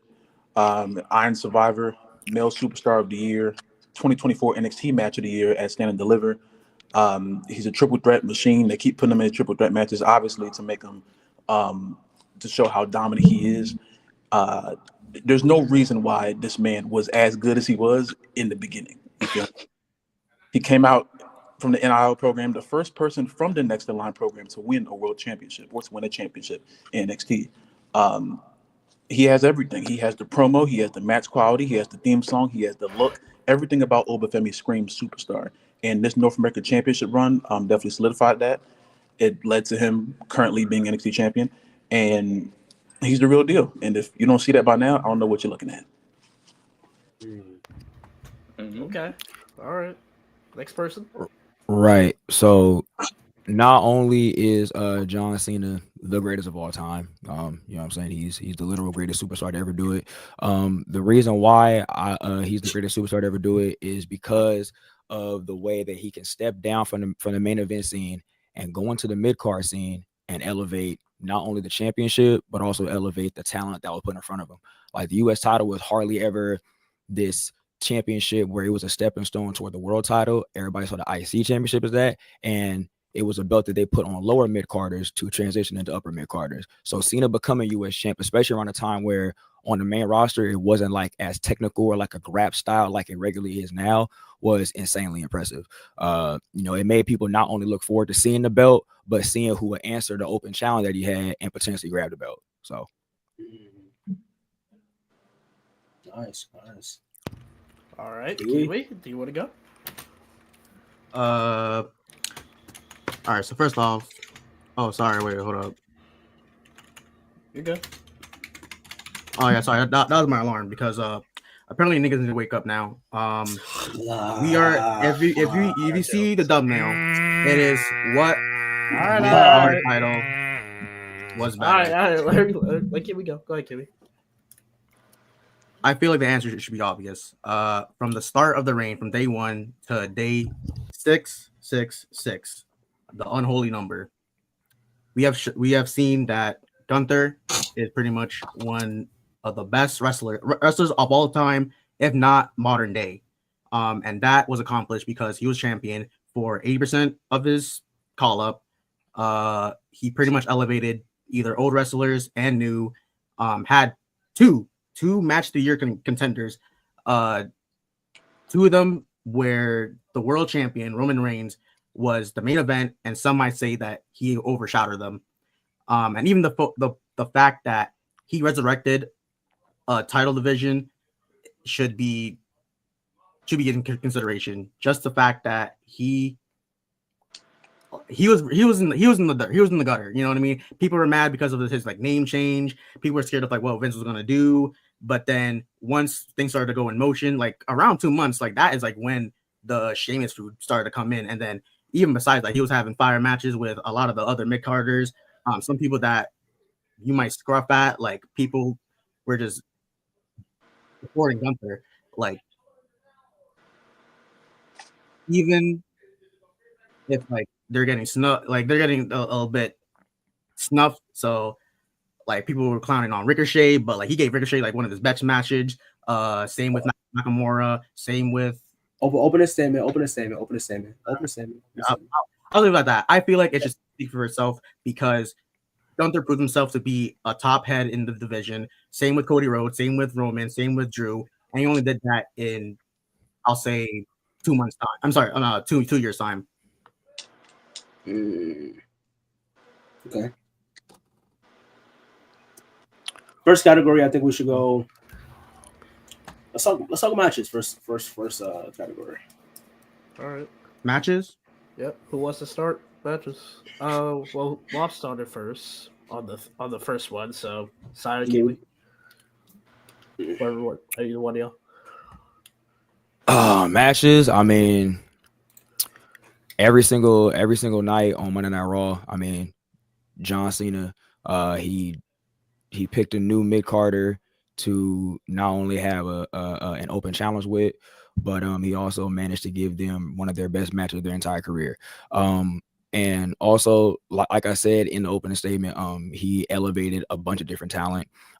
Examples of this, right? Sami Zayn's main roster debut in Canada, he showed the crowd and WWE and the people who didn't know about NXT that Sami Zayn was next up, and Cena made him a made man for the foreseeable future. A match where Sami Zayn pulled his shoulder out of place, and he still managed to put on that level of a match with John Cena, and he managed to not only leave the match. He managed to not only lead the match the winner, but he also managed to make Sami Zayn, like I said, a big star in the process. Another example is when he faced Cesaro in a 30-minute classic on Monday Night Raw. It's crazy at that time. It was match of the night, crazy at that time. Cesaro got incredibly over with the fans, a bunch of near falls. It was showcasing Cena's technical ability, showcasing Cena's high flying ability, his powerhouse ability. The same thing goes with Cesaro on the other hand. And this also led him being in more prominent roles, developing a character with that whole, like that whole 007 stuff and the Cesaro section, led him to winning the Andre the Giant Memorial Battle Royal at Mania, right? Like that made Cesaro an incredibly over talent. His match with the then NXT star Neville, who showcased his high flying ability that he relied on heavily in that match to showcase Cena's high flying ability, showcase how he can keep up with somebody like that, and also showcase somebody like Neville. Like I said, people who don't watch NXT, they know who Neville is now, which also that match also led to Neville having a world title match with Seth Rollins. His work in that match with John Cena led him to eventually having a WWE Championship match with Seth Rollins. So that goes to show the level of elevation of talent. I mean, that's 3 matches right there. His match with Kevin Owens too was another one, and it also led to a crazy rivalry with him. And what's crazy about the Kevin Owens feud is that when he announced the open challenge, Kevin Owens came out and cut a promo battle against him because he was the NXT champion. He told Cena, like, I don't need to be the US champion. I already got the NXT championship, right?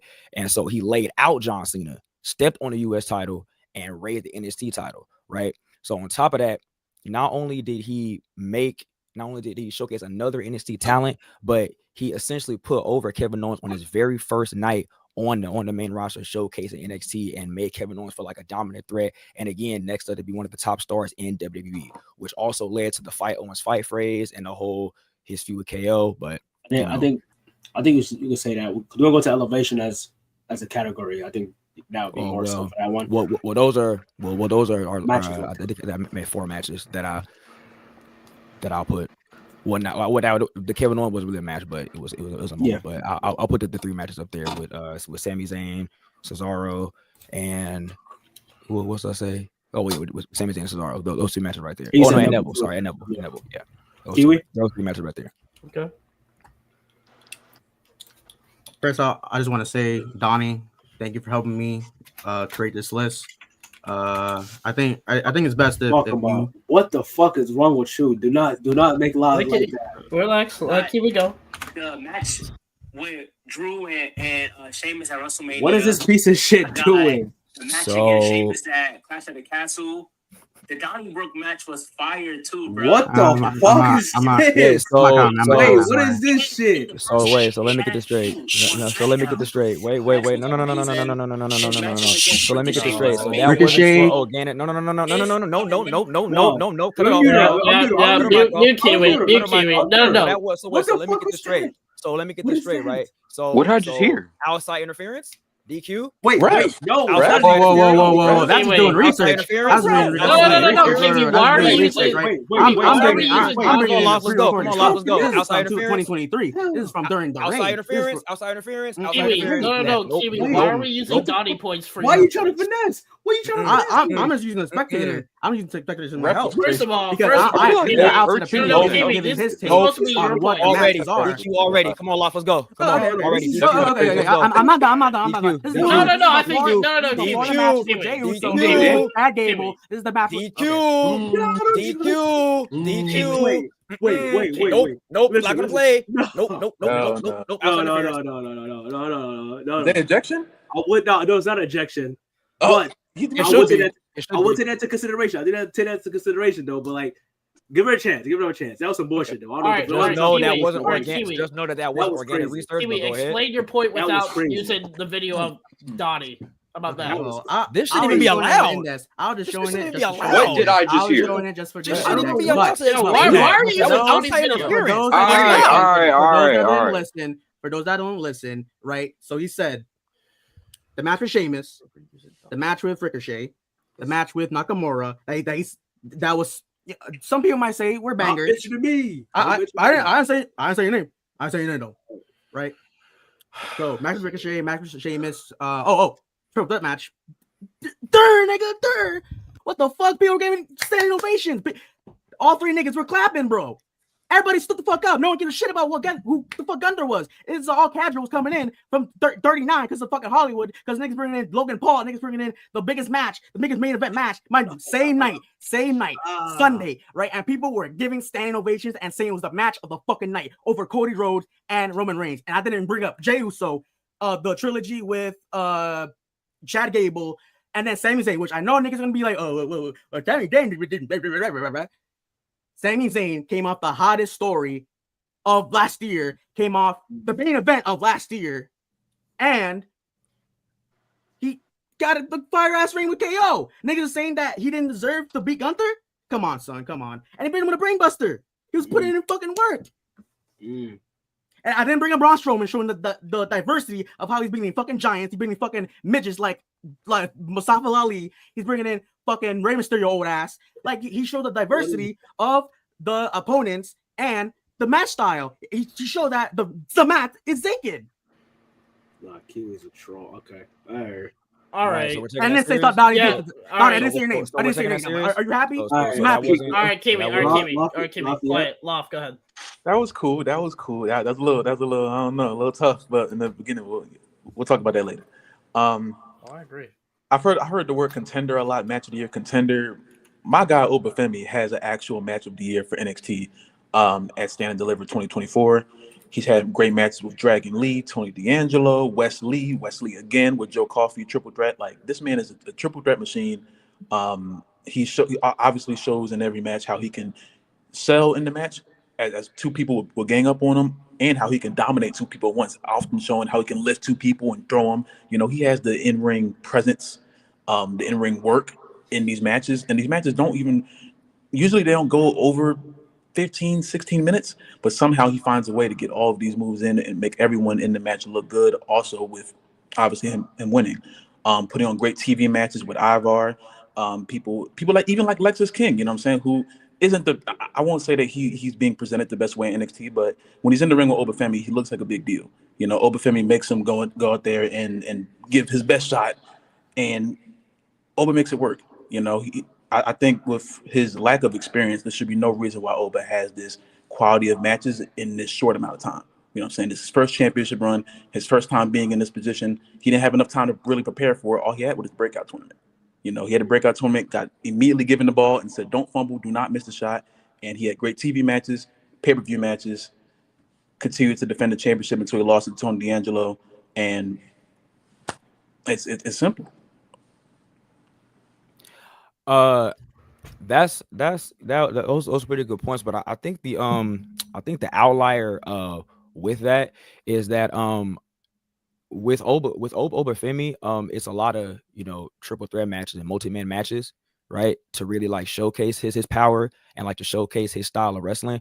But I think what sets it apart for John Cena is that the majority of his amazing matches are just straight 1v1s with different styles of wrestling that goes up into it, right? Now, obviously, Obafemi is a very dominant wrestler, but I think where John Cena has him beat in that regard is the fact that he can go into the ring with somebody like Cesaro, he can go into the ring with somebody like Neville, he can go into the ring with somebody like KO and Rusev and adapt to the style of wrestling that wrestler has, right?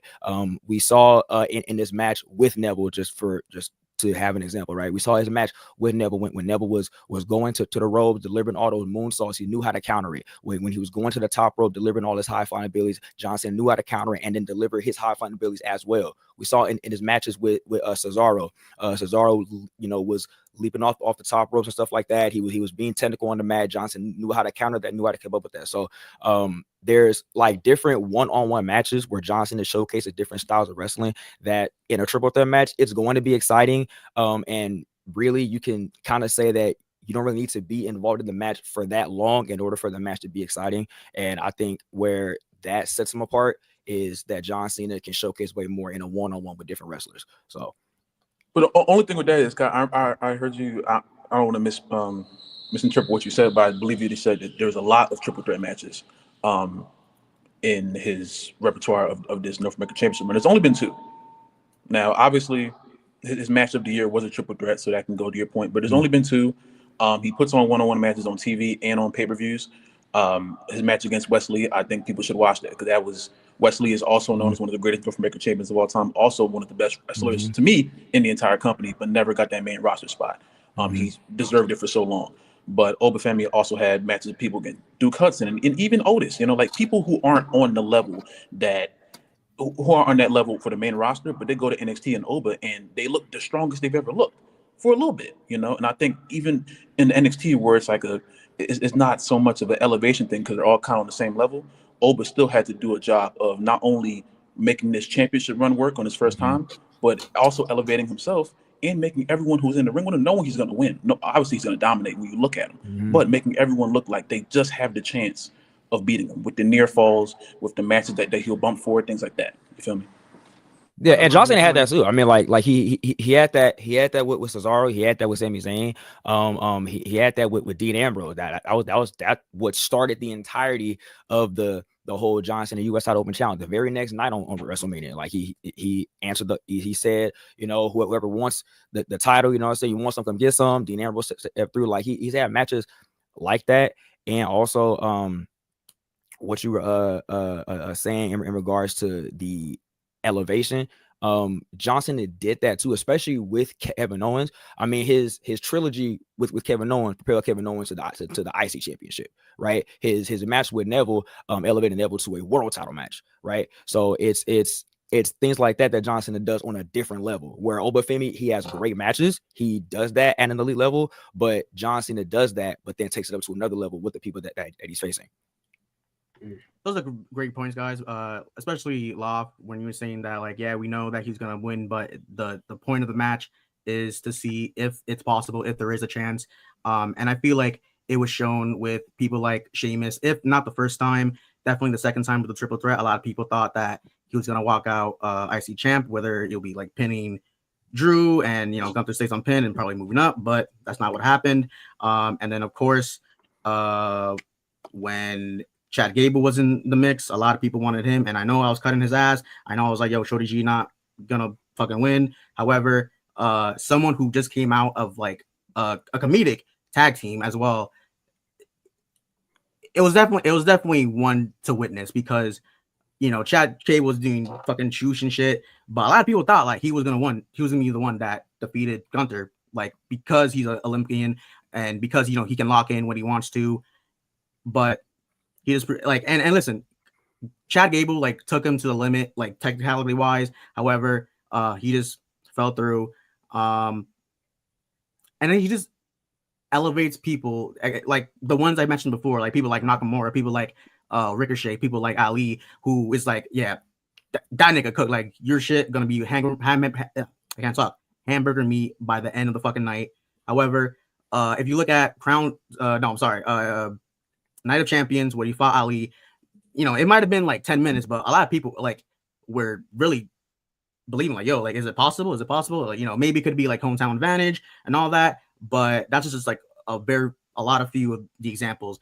And that sort of organicness in terms of what Gunther can do in his matches, like for 2 years, is how we got like the Sammy match, because it's like, okay, like Sammy's gonna be another check mark in the list.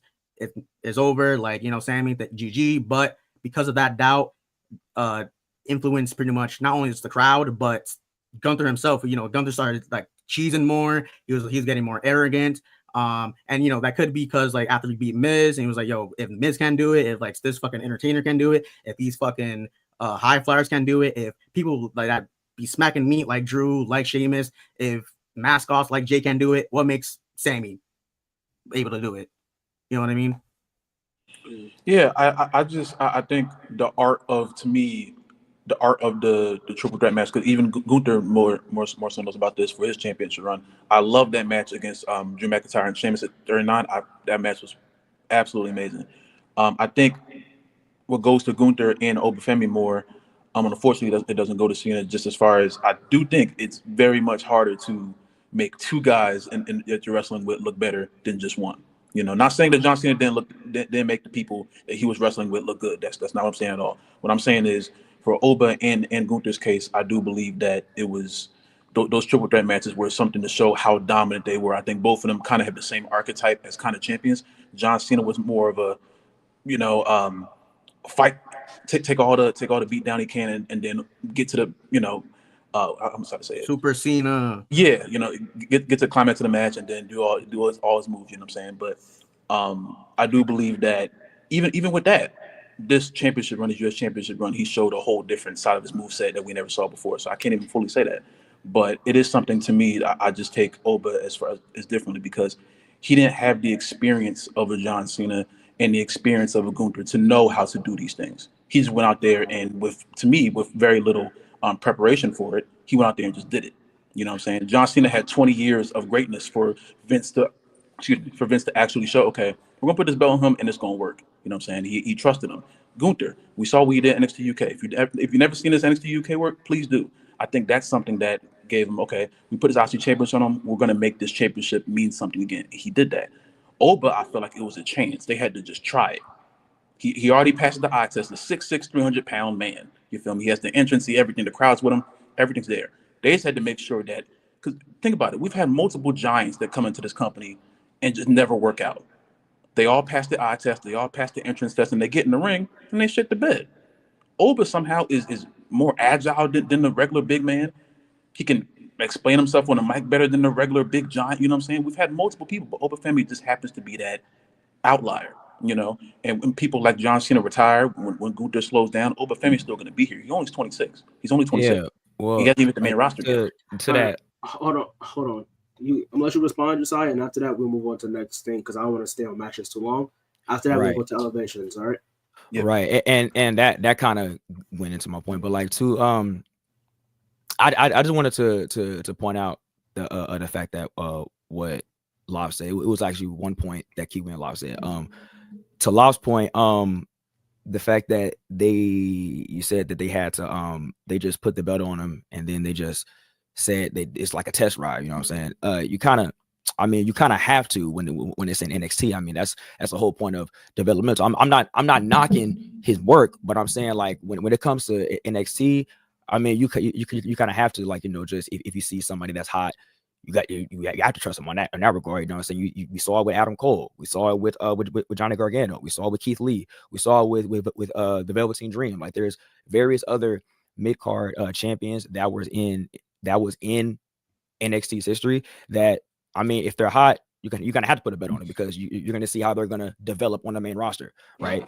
And then to Kiwi's point about the elevation of talent in regards to Gunther's opponents and stuff like that.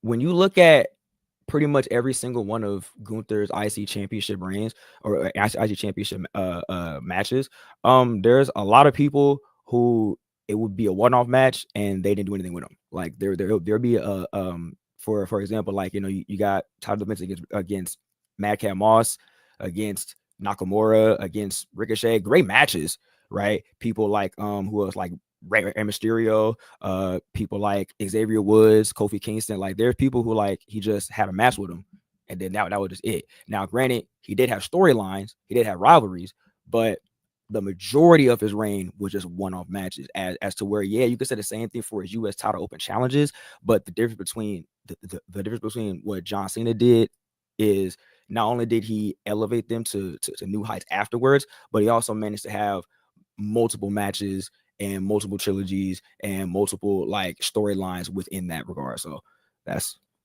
well, I mean, you said yourself, and I'll keep it brief so we can move on. But you said yourself, like there are examples like for the U.S. title reign, especially like it was such a short amount of time. I don't recall if we're combining both of them, but in the like 111 days that he's been champion, he fought like Corporate Kane like 2015, and it's like, right. Listen, let's be real. Like, I love Kane, but like 2015, like, I don't know, he moving kind of whatever. And it's like, even some of the matches that he had that was one-off, like, for example, like Bad News Barrier, for example, or I'm sorry, Wade Barrier. Like, I feel like they could have been like some kind of like callback because it's like, oh, like you fucking like buried me in the past. So, I'm trying to this and that. But it just felt like kind of like just like a one-off match. And it's like, okay, well, Bad News Barrier, what he did after, he just joined like League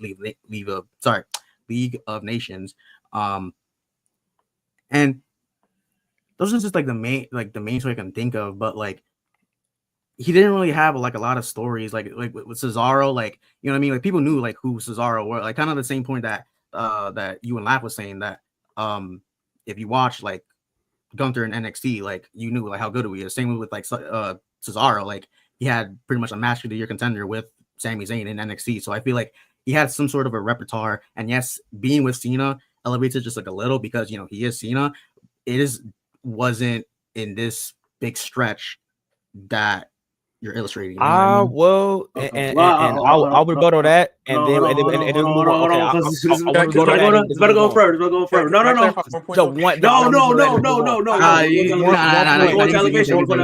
Because because that does go to elevation. Okay, so cool. Let's move on to elevation. So, do you want to go first? Oh, what you good, Love? Yeah, let's not go first. I wanted to refute something that Josiah said because it wasn't all the way true. Elevation. All right. Why can't I say what I gotta say? Because we gonna be here all night. You gonna refuse it. He gotta refuse it. I'm doing one more point. I'm doing one more point, and that's it. I should say what I gotta say. Elevation. I can't get cut off my point. Elevation. You can't cut me off my point. So my point actually legitimately goes into elevation, right? So with that whole Cesaro point, people knew about Cesaro already. Like they knew that Cesaro was in NXT and he was cooking with Sami Zayn, but people knew about Cesaro already, and they knew that Cesaro had the tools to cook, and they was already calling Cesaro underrated. He should be a champion. He should be a future world champion, all that. And when he had that 30-minute classic, you can look it up on YouTube though. They uploaded the entire full match. That's how amazing it was, right? You could look up that match, his match with John Cena, right?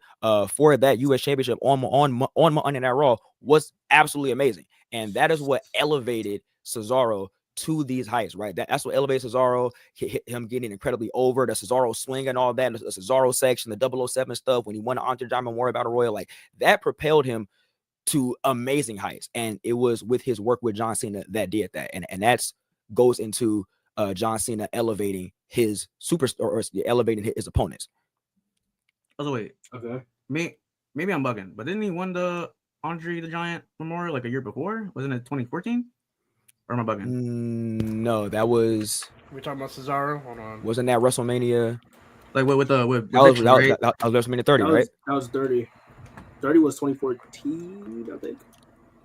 Maybe 2014. Yeah, I think it was 2014. I mean, yeah, it was 2014. Oh, well, I'm bugging.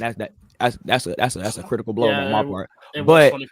But again, excluding that, it still goes into my point.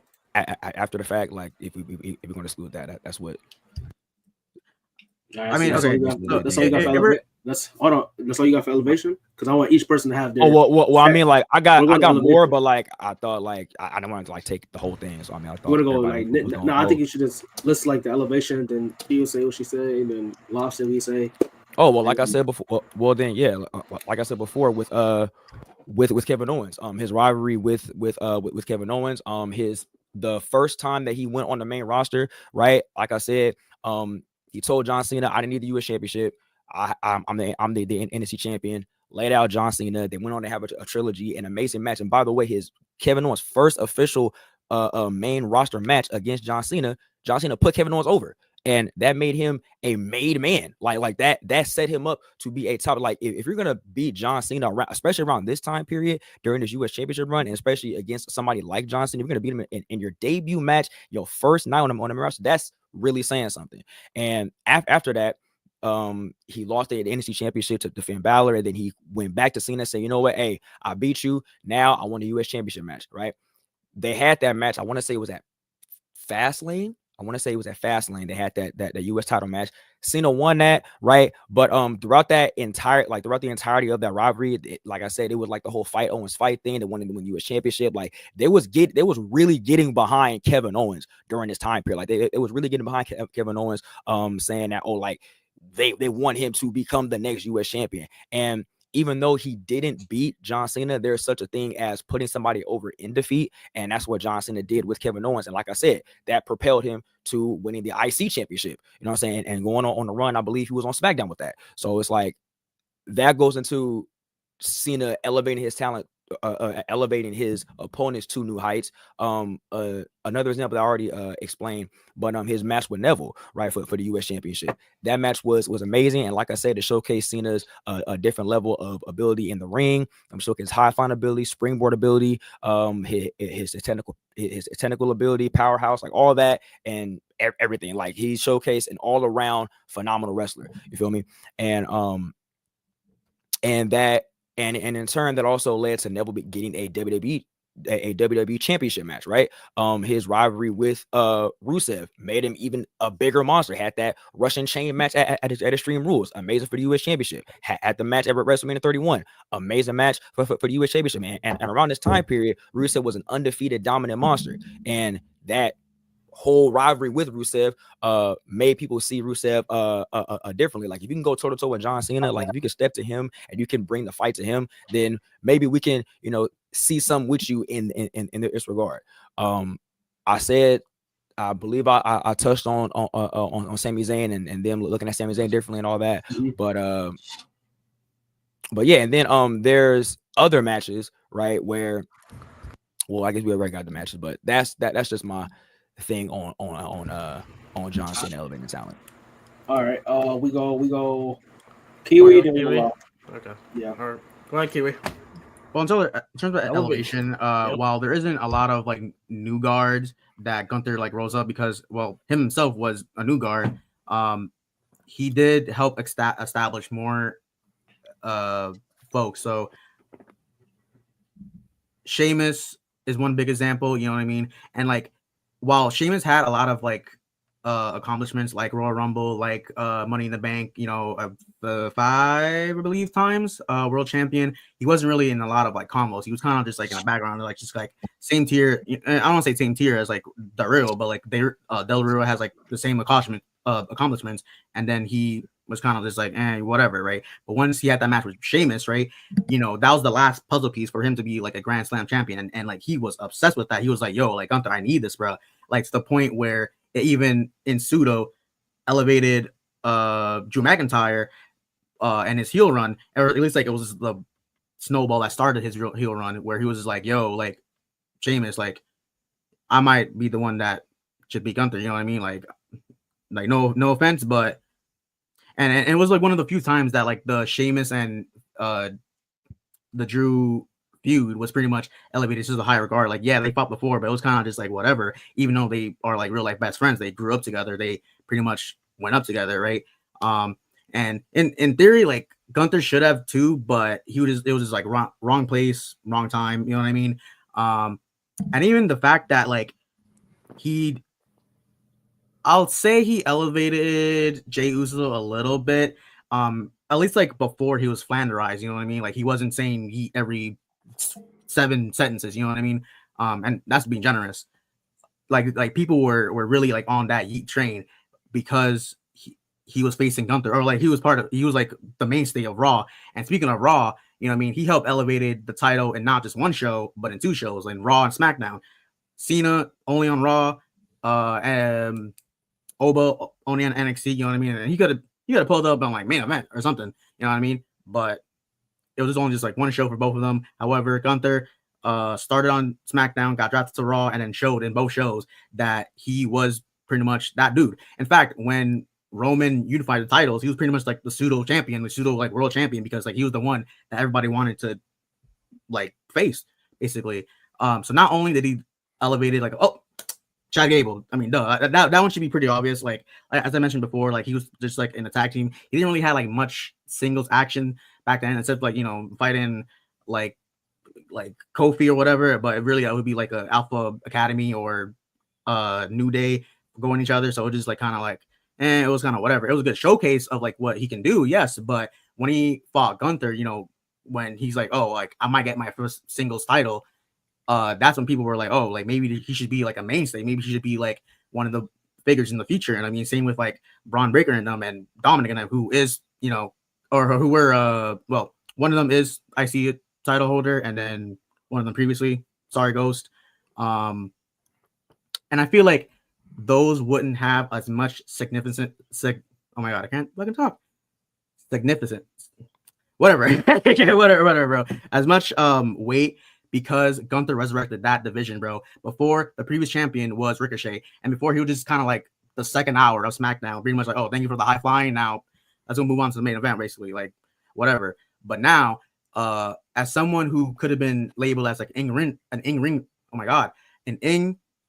merchant, a combo of that plus everything else that he has, like in terms of like characters to promo, combined with that, he helped elevated the IC title to like where people like Sami Zayn, Sheamus, Drew, people that held the world title before, they were like, okay, well, if I can't beat Roman, I'll just come for you. Like the next best thing, basically. It's in fact probably a little bit better because, you know, he showing up to work instead of Roman. Okay. Love. So Obafemi's elevation was, I believe, was a little different. He wasn't really bringing people to a higher level, I don't think, honestly, because NXT, like I said, NXT, I think everyone's really on the same level except the certain champions. What Obafemi did as far as elevation was just showing that certain people could really hoop when they got in the ring. Showing people like Dragon Lee. If you've never seen Dragon Lee before, showing them a match with Obafemi. You can see everything that he knows how to do. Even in the match that he came in and cashed in, and it was about 1 minute and 16 seconds. You still like, oh, who's this Dragon Lee person? They said, oh, you need that? I got you. Vengeance Day 2024. Go out there for 10 minutes. Show you Dragon Lee can hoop. When Eric was injured, I don't think anyone knew that Ivar for the Viking Raiders could wrestle like that on one-on-one. He showed that he can against Obafemi. You feel me? People like Tony D'Angelo. I've heard a lot of criticism about Tony D'Angelo over the years. I've never been really the biggest fan of him, but hey, I was a big fan of when he was in there with Obafemi because Owen knows how to make these certain people with different archetypes. He's going from people from Tony D'Angelo to Wes Lee to Dragon Lee. You know what I'm saying? He's going from different people who wrestle in different ways and making all of them hoop in certain ways. Also elevating himself. You feel me? NXT is really just a big trampoline for everyone. It's supposed to be. We're all supposed to be getting to that main roster. That's where everyone wants to go, I assume. You feel me? But that's what Oba knew how to do. You know, that obviously show as every match went on how great he is. How Triple H and Shawn Michaels did not make a bad decision giving him the North American Championship, and then showing people like Dragon Lee and Lexus King and Ivar and even people like Duke Hudson, Otis. I don't think anyone knew that Otis could go in there and put great one-on-one matches at the time. You know, he really was just comedic relief. But when he was in there with Obafemi, he looked like a damn monster. In there with another monster, you know what I'm saying? And of course, I think Oba has this as well. I have never seen, maybe this is an NXT thing, but the crowd participation when Oba's in the ring, the way they're just hanging off of every move, I think that's something that a lot of wrestlers in this day and age don't really get into a lot. I think it's more so like move. Oba doesn't do a lot of like crazy moves, but everything he does is very consequential, excuse me. So the crowd is hanging off of everything. Every move he makes, every time it's time to chant, every time he does a little pose, the crowd is super locked in. And I think that's something that goes into his in-ring presence and also making the people that he's in the ring with, showing them, hey, we can be a tag team guy like Otis and Ivar. We can be a guy from a different company like Dragon Lee. We can be someone that y'all been calling trash like Tony D'Angelo and make each and every one of them hoop when you're in the ring with me. Okay. I feel like there's like a little bit of logistics. Real quick. Brief rebuttals from each one of y'all, and then we'll get into the final statements. All right. Now this isn't to take away from Obi himself, really. It's just more the fact that like there was a bit more like establishment. Like, yes, Dragon Lee came in. However, like he got, at least like the first time, he got beat in like a minute or so, and like yes, he got his rematch, but that just felt like it was just kind of like a given, you know what I mean? Especially if it's going to come up to the main roster in like just like a few seconds, basically.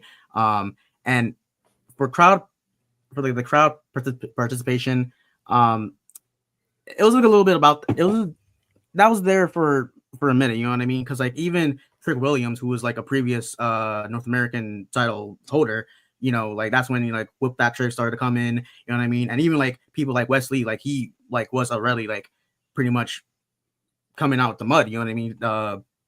Just working hard, and then unfortunately like he got injured, and then that's when he got to drop the title. Like now, yes, I feel like the rematch, or not the rematch, I feel like the match to get back his NA title was, you know, it was a given, but it was just more of like who it was just more of like the title itself than like who was holding it, you know what I mean? Like even if it was, you know, Dom still, I mean, listen, Dom fire, like 10 out of 10, no complaints. But I'm just saying that, you know, Oba definitely did his heavy lifting, you know, no pun intended. It's just more the fact that there was a bit more establishment, you know, compared to like the IC title where, you know, it was pretty much like dead in the water. And they made sure that like, oh, shit like that had to be brought into like PLEs, which, you know, before then, like I don't remember like when was the last time before Gunther, like when it was like on a PLE, like probably like pandemic era, maybe WrestleMania. I can't even tell you. Like that's how much like that shit was like not existent. And for Cena, like yes, like it still had a little bit of credibility, you know what I mean? Like Dean Ambrose, he won it before, and he had like the longest reign holding it. Now in terms of matches, like it was kind of like here and there, but it still had like that history stamp. While Gunther, he pretty much overthrown that fucking fat ass Elvis Presley nigga, and made sure that like he held it for like the longest time because he deserved to hold it for the longest time. Okay. Yeah. No. All right. So to both of y'all's points, great. The only thing that I have just a little bit of a cadence with is that all the people that Obafemi was facing, right, and all the people that Gunther was facing, these were people who we already knew that they could go up in the ring. Like we already knew that, okay, like if you gave them the opportunity, like yeah, we've seen people like Ivar hoop before. If you've seen this match with Kofi Kingston on Monday Night Raw, one of the best TV matches ever. If you've seen this match with AJ Styles, you've seen this match with Ricochet, this match with Chad Gable, like we know that Ivar as a one-on-one competitor, he can hoop, right? You know what I'm saying? The same thing with Obafemi. We know that Dijak can hoop. We know that Wesley can hoop. We know that Tony D'Angelo is a really good a wrestler in NXT. He's incredibly over character and all that. Like we know that these people are amazing. But the thing about John Cena, when it goes to his title reign, we didn't know that like Stardust was capable of putting on an amazing match. But John Cena got that out of Stardust. We didn't know that Kane was capable of putting on a pretty good match, but we got that out of John Cena. We didn't know that about Zack Ryder. We know that about we didn't know if Neville we didn't know if like Neville had the tools to go against a main event competitor like John Cena. We didn't think that Kevin Owens, right, was going to be that big of a star very quickly. On the main roster, like we already knew the majority of these people that Gunther faced, like Sheamus, like Rey Mysterio, like Drew McIntyre, like Chad Gable. Like we already knew that these people are going to be amazing, no doubt, right? But the difference between what John Cena did in the mid card is that he made everybody look at the mid-card division and be like, we have talent here. Like, we have people that can put on these matches. We have people that if I gave the belt to somebody like Zack Ryder, I know for a fact that he can make this mid-card scene mean something. If I get a belt to somebody like Sami Zayn, I know they can elevate that belt. If I give this belt to somebody like Kevin Owens or to somebody like Dean Ambrose, or you know what I'm saying, to somebody like, did I say Neville already? But like, we already seen that John Cena is capable of taking these people to new heights. Right now, all three men have amazing matches, but what sets John Cena apart from both Oba, Femi, and Gunther is the fact that he can have amazing matches. He can adapt to the style of wrestling throughout all of these competitors, the different competitors that he has, and elevates them to new heights and more, while also elevating himself. And then when he was done doing all of that, what did he do?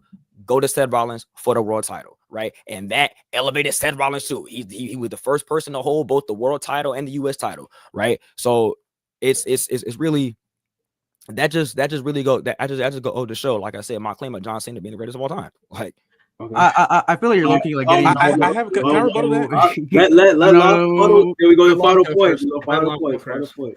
Donney, let Love rebuttal. Come on. I just said that. What's wrong with you? All right, relax. Yeah, go ahead, Love. This is my only thing with what Josiah was saying. I don't think anything you said was primarily wrong. What I do think is, first of all, the match against Kane was bad. I think it was under 10 minutes. I think it was like 9 minutes.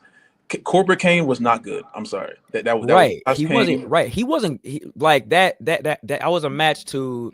That was like an authority match, but it was still John Cena and Kane, and there was, you know what I'm saying? Yeah, it was a storyline match. It wasn't really for the all right. I'm gonna do an exhibition, but it was not a good match in the grand scheme of things. For Stardust, you know about Stardust. That's your boy. Of course, that's Cody Rhodes still, and I do think at that time people knew that Cody Rhodes could go in the ring. Obviously not, but I think people knew that Cody Rhodes could go. I don't know about that, because they weren't doing anything with Stardust. They weren't taking Cody Rhodes seriously. He low-key kind of was just there. And then John Cena said that's still Cody Rhodes. And like I went on to showcase that. Character work, okay, I understand your point. In ring work, that's still Cody Rhodes. You know what I'm saying? So I think people knew. I'll let you finish that. But like, can you really name me an amazing Stardust one-on-one match before John Cena? I can't really go into the whole match quality of Stardust. I don't know a lot of Stardust matches. I'm gonna be completely honest with you. Well, I mean, like that's just what, like I said, I just go to show you, like, John Cena took that and he said that's still Cody Rhodes, and I can still hoop it with somebody like Cody Rhodes. But at the same time, I think your point. I think the way that you said it came off to me wrong. Like I understand that. Obviously, I'm not gonna act like I know what Stardust matches. You know what I'm saying? Obviously, the Cena match was one of his best. But I do think people knew that when you take that face paint off in that goofy ass suit, that Cody Rhodes could still go. Obviously, the match against Cena showed that some more. But I don't want to go with the whole fact that no one knew that Stardust could go. I think that's severely untrue. And the thing, if you watch NXT, you saw people like Sami Zayn. You saw people like Kevin Owens. You knew there was a point. Sami Zayn arguably was one of the most over people in NXT when they were still at Full Sail. This man was over as shit. So I think people knew that Sami Zayn could do it. But around this time though, NXT wasn't as big as it is now, right? Like not a lot of people were tuning into NXT. Not a lot of people were tuning in NXT. NXT was not that big as the black, like the OG black and gold, like real shit. Like nobody, like they weren't tuning in like that, right? And I don't think that's all the way true. I think a lot of people dropped off when 2.0 started. I think black and gold. I think a lot of people look at black and gold. I also feel like NXT was like one of the most primary like focus with the WWE network, which like they were like promoting like pretty much like all the time. Like NXT was its own separate entity. NXT, there was a whole like a core group of people that fucked with NXT. So people like KO, people like Sami Zayn already had their fans coming into this match. Obviously, the Cena match made it even bigger, but people knew that Sami and KO could go because of NXT, and you can still argue that once 2.0 and once Vince took over, that's when people dropped off. People are just coming back now because we knew that NXT could go. Like like we knew that people like Kevin Owens and Sami Zayn and all these NXT stars could go, but the point and like the biggest point that I stress is the fact that we already knew about these people, but John Cena made sure that the whole world knew about these people. Like, if you're a diehard like WWE fan, you're gonna know people like Shinsuke and Sami Zayn and Adrian Neville. Like, you're gonna know people like that. But to the mainstream audience, John Cena made sure that everybody knew who Sami Zayn was by the end of the night. John Cena made sure that everybody knew who Kevin Owens was at the end of the night. John Cena made sure that everybody knew who Neville was at the end of the night, right? Like that's the point that I heavily stress when it comes to the elevation of John Cena. I feel like there is like a Cena tax though, like, and I don't mean that like in a like disrespectful way. I just mean that in a way that like for example, like when you mentioned Dean Ambrose like the night before, like because I think he challenged Raw after Mania, you know, the night before Dean Ambrose had like a killer performance for the IC title. Like this nigga was pretty much like elbow dropping on fucking ladders and shit. And you even said it like Seth Rollins was already like world champion. He already was aligned with the Authority. He was you know, having one-on-one with Dean Ambrose. He was pretty much stomped the shit out of Brock Lesnar's head, and you know, some might argue that. Yeah, but I mean, Seth, at least like at that time period, that like Brock was a little bit higher in for Cena in terms of popularity, just because like he was like fresh off UFC and he was like the main eventer of WrestleMania, and if you want to argue that Seth was in like the main event, I mean that's here near or there, because right, like you know the Seth and Cena, like Seth and Cena were two different champions, right? Like Seth obviously was a heel champion, but like the way he was a champion and the way John Cena was a champion, being a fighting champion night in and night out, showcasing, you know, having matches of the night and like showcasing all these different top stars, as to where with Seth Rollins, the way he carried like the world championship and like what he was doing heel wise and like what he was doing character wise. We didn't know if Seth Rollins could like do that level of, you know, competition with somebody like John Cena, who we knew that was in his like bag right now, like in his one of his primes right now, right? And that's why this was like a very hot match to make, I want to say, at SummerSlam, right? For both championships. Well, I don't want to listen. I know that you might see this coming, but like, yes, it was a hot match. However, we got to talk about the finish. Like that did the finish is irrelevant to how the quality of the match was. The finish is relevant to how the quality. No, it was a good match. I'm just saying that like it didn't really like represent like what the passing of Cena's reign ending should be. You know what I mean? Like if it was Seth winning clean, because mind you, like Kevin Owens like won clean when it was champion for this champion, so like I feel like it was possible. It was completely in character for Seth Rollins though. Like that's what I had a feeling that something not Jon Stewart, but like I had a feeling something like that was gonna happen, like the third thing, but like that was completely in character of Seth Rollins. So like the ending of the match, like great, like cool, like Jon Stewart got involved, but like that, like I said, that had nothing to do with the quality of the match. So I don't think that's true at all. I think that's kind of the same perception that people got when Travis Scott interfered with Cena and Cody. I think more so people like myself, I'm gonna speak myself personally here. I only cared about Cena winning 17, but when Travis Scott came out and the fact that a celebrity is the deciding factor in a championship match at big, especially big shows, it's always John Cena for some reason. That's weird. Anyway, WrestleMania, SummerSlam. There's no reason why a celebrity should be the deciding factor of that. Now I understand the match before that, Cena and Rock, that shit was fucking awesome. But people, a lot of the time, when you have a match that ends like that, people don't remember move 6, but 15 minutes in, they just remember, oh, I turned the match. Oh, John Stewart came out. I feel like that's a subjective opinion. Like I feel like that's like that's true, but like it depends with on who you ask. The elevation, especially it being like a winner take all of like just both the world title and the US title, made it seem like it should be like a definitive factor. Like, and I'm not trying to like I know I'm clowning it, and like yes, it was a great match. However, like if it was something, if you're taking both titles, like that should be like I guess like it should feel like more of like a torch match, you know what I mean? Just like someone like holding like both the gold. Okay, let's get to final points. Production teams on my ass. So who wants to go first? Final points.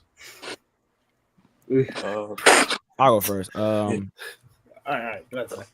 So as I said in the beginning, I feel as though John Cena is the greatest of all time. You know what I'm saying? Like there's nobody that I think is over John Cena, and it's primarily due to what Cena does to stuff like this, right?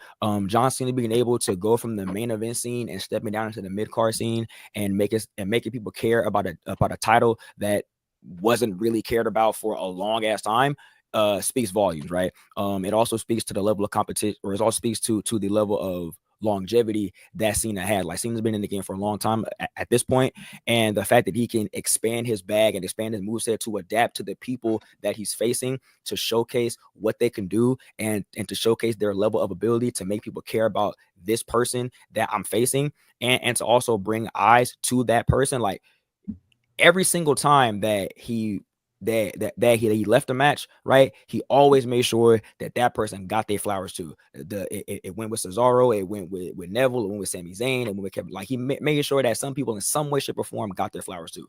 And even though, like, it wasn't like a crazy long run like Oba Femi's or Gunther, what he did within that title reign, it says like everything. So, all right, Kiwi, we're off. Listen, I don't want to depend on I guess the reputation that Gunther's reign is known for. Like, and listen, I know people like Jey Uso, I know bum ass niggas like Pat McAfee is making people forget. However, Gunther came in hot. You know what I mean?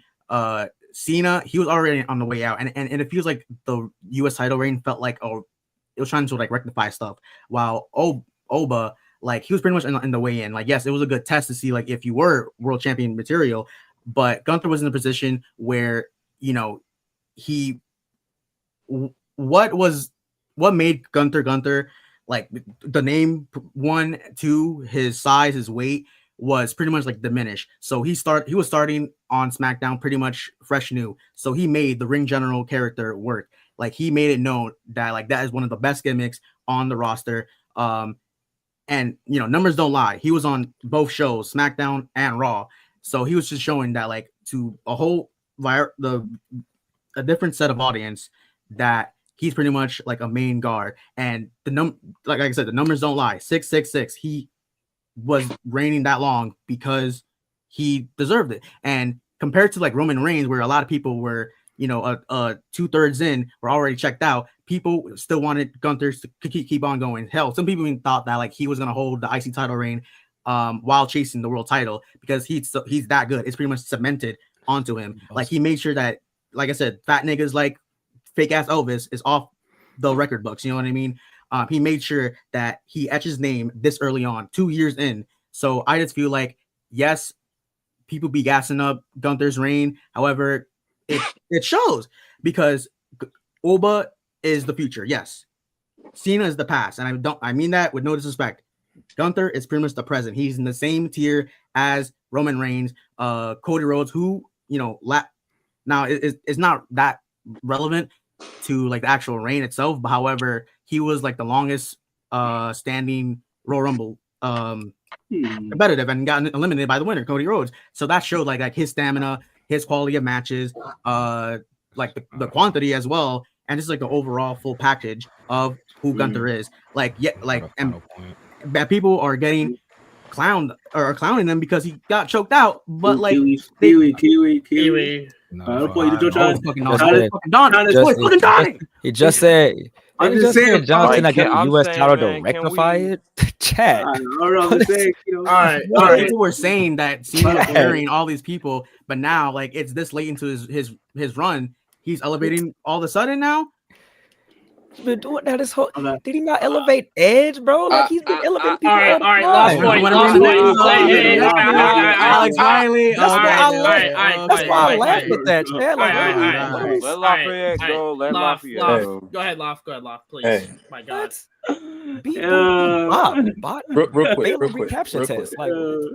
Real quick. There were points made about Adam Cole and NXT, Keith Lee and NXT. Those people had matches to go back to show WWE that they could hoop. Oba did not have that. He was a shot put thrower, and they believed in him, and he went out there and proved that he could do it. The Trick Williams point brought up also as well. He only held the belt for 3 days, so that the whole North American champion. He only held the belt for 3 days, so that was completely invalid to what Obafemi did with North American Championship. What I've been trying to explain for this entire debate, though, is just the fact that Gunther started strong, great matches. His ending was a little bit weird because I do believe the story was more for Chad Gable except for Sammy. But again, that's more opinionated. You know what I'm saying? I think it's more set for Chad Gable to win at WrestleMania besides Sammy. But move on from that. Cena started strong. Cena started strong. Great matches, great promos. His final match was amazing, but the ending was boneheaded. And when we talk about title reigns, we have to talk about how good they were when they started, the match quality, and of course how it ended. And that ending was really, really bad. Match quality aside, the last few spots with an interference like that is terrible. Obafemi started strong, great matches, solid promos, understandable ending because he put over another star like Tony D'Angelo, who went on to go do his own storyline. Obafemi did all of this, also becoming the longest reigning North American champion, also surpassing Wesley, and also showing the NXT that he is the next level and he is the future. Okay. All right. All right. Well, it is 12:57. Great debate, guys, by the way. I'm just going to keep it simple. Siah, you're the winner. Simple as that. Kiwi, I'm not going to lie. What you said at the end, what are you talking about? Cena buried people? What I said? I told you, nigga. No. What you said at the end. All of a sudden, elevated niggas. What are we talking about? All of a sudden, come on, man. Fucking play with me, bro. Fucking play with me, bro. Like, my God. Ass. Okay, all right. So but hey, I'll be honest, that was a good debate. That was a good debate. Hey, Love, you put up a better fight than I thought. I'm actually proud of you. There we go. There you go. Good stuff, Lafayette. Kiwi, you piece of shit. Good stuff. You did your thing. Oh wow. Josiah, wow. Okay.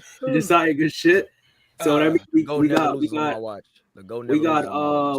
got Siah versus Trent in the finals. The gold IC title. Hey, Wow. what's the topic for that one? We're gonna figure it out. Let's figure it out next week. Oh, I already know the topic, and I think Trent knows too. We're gonna talk about it. We're gonna talk about him next week. Oh, I know, for sure. Make sure y'all join up the Discord. Make sure y'all like the stream.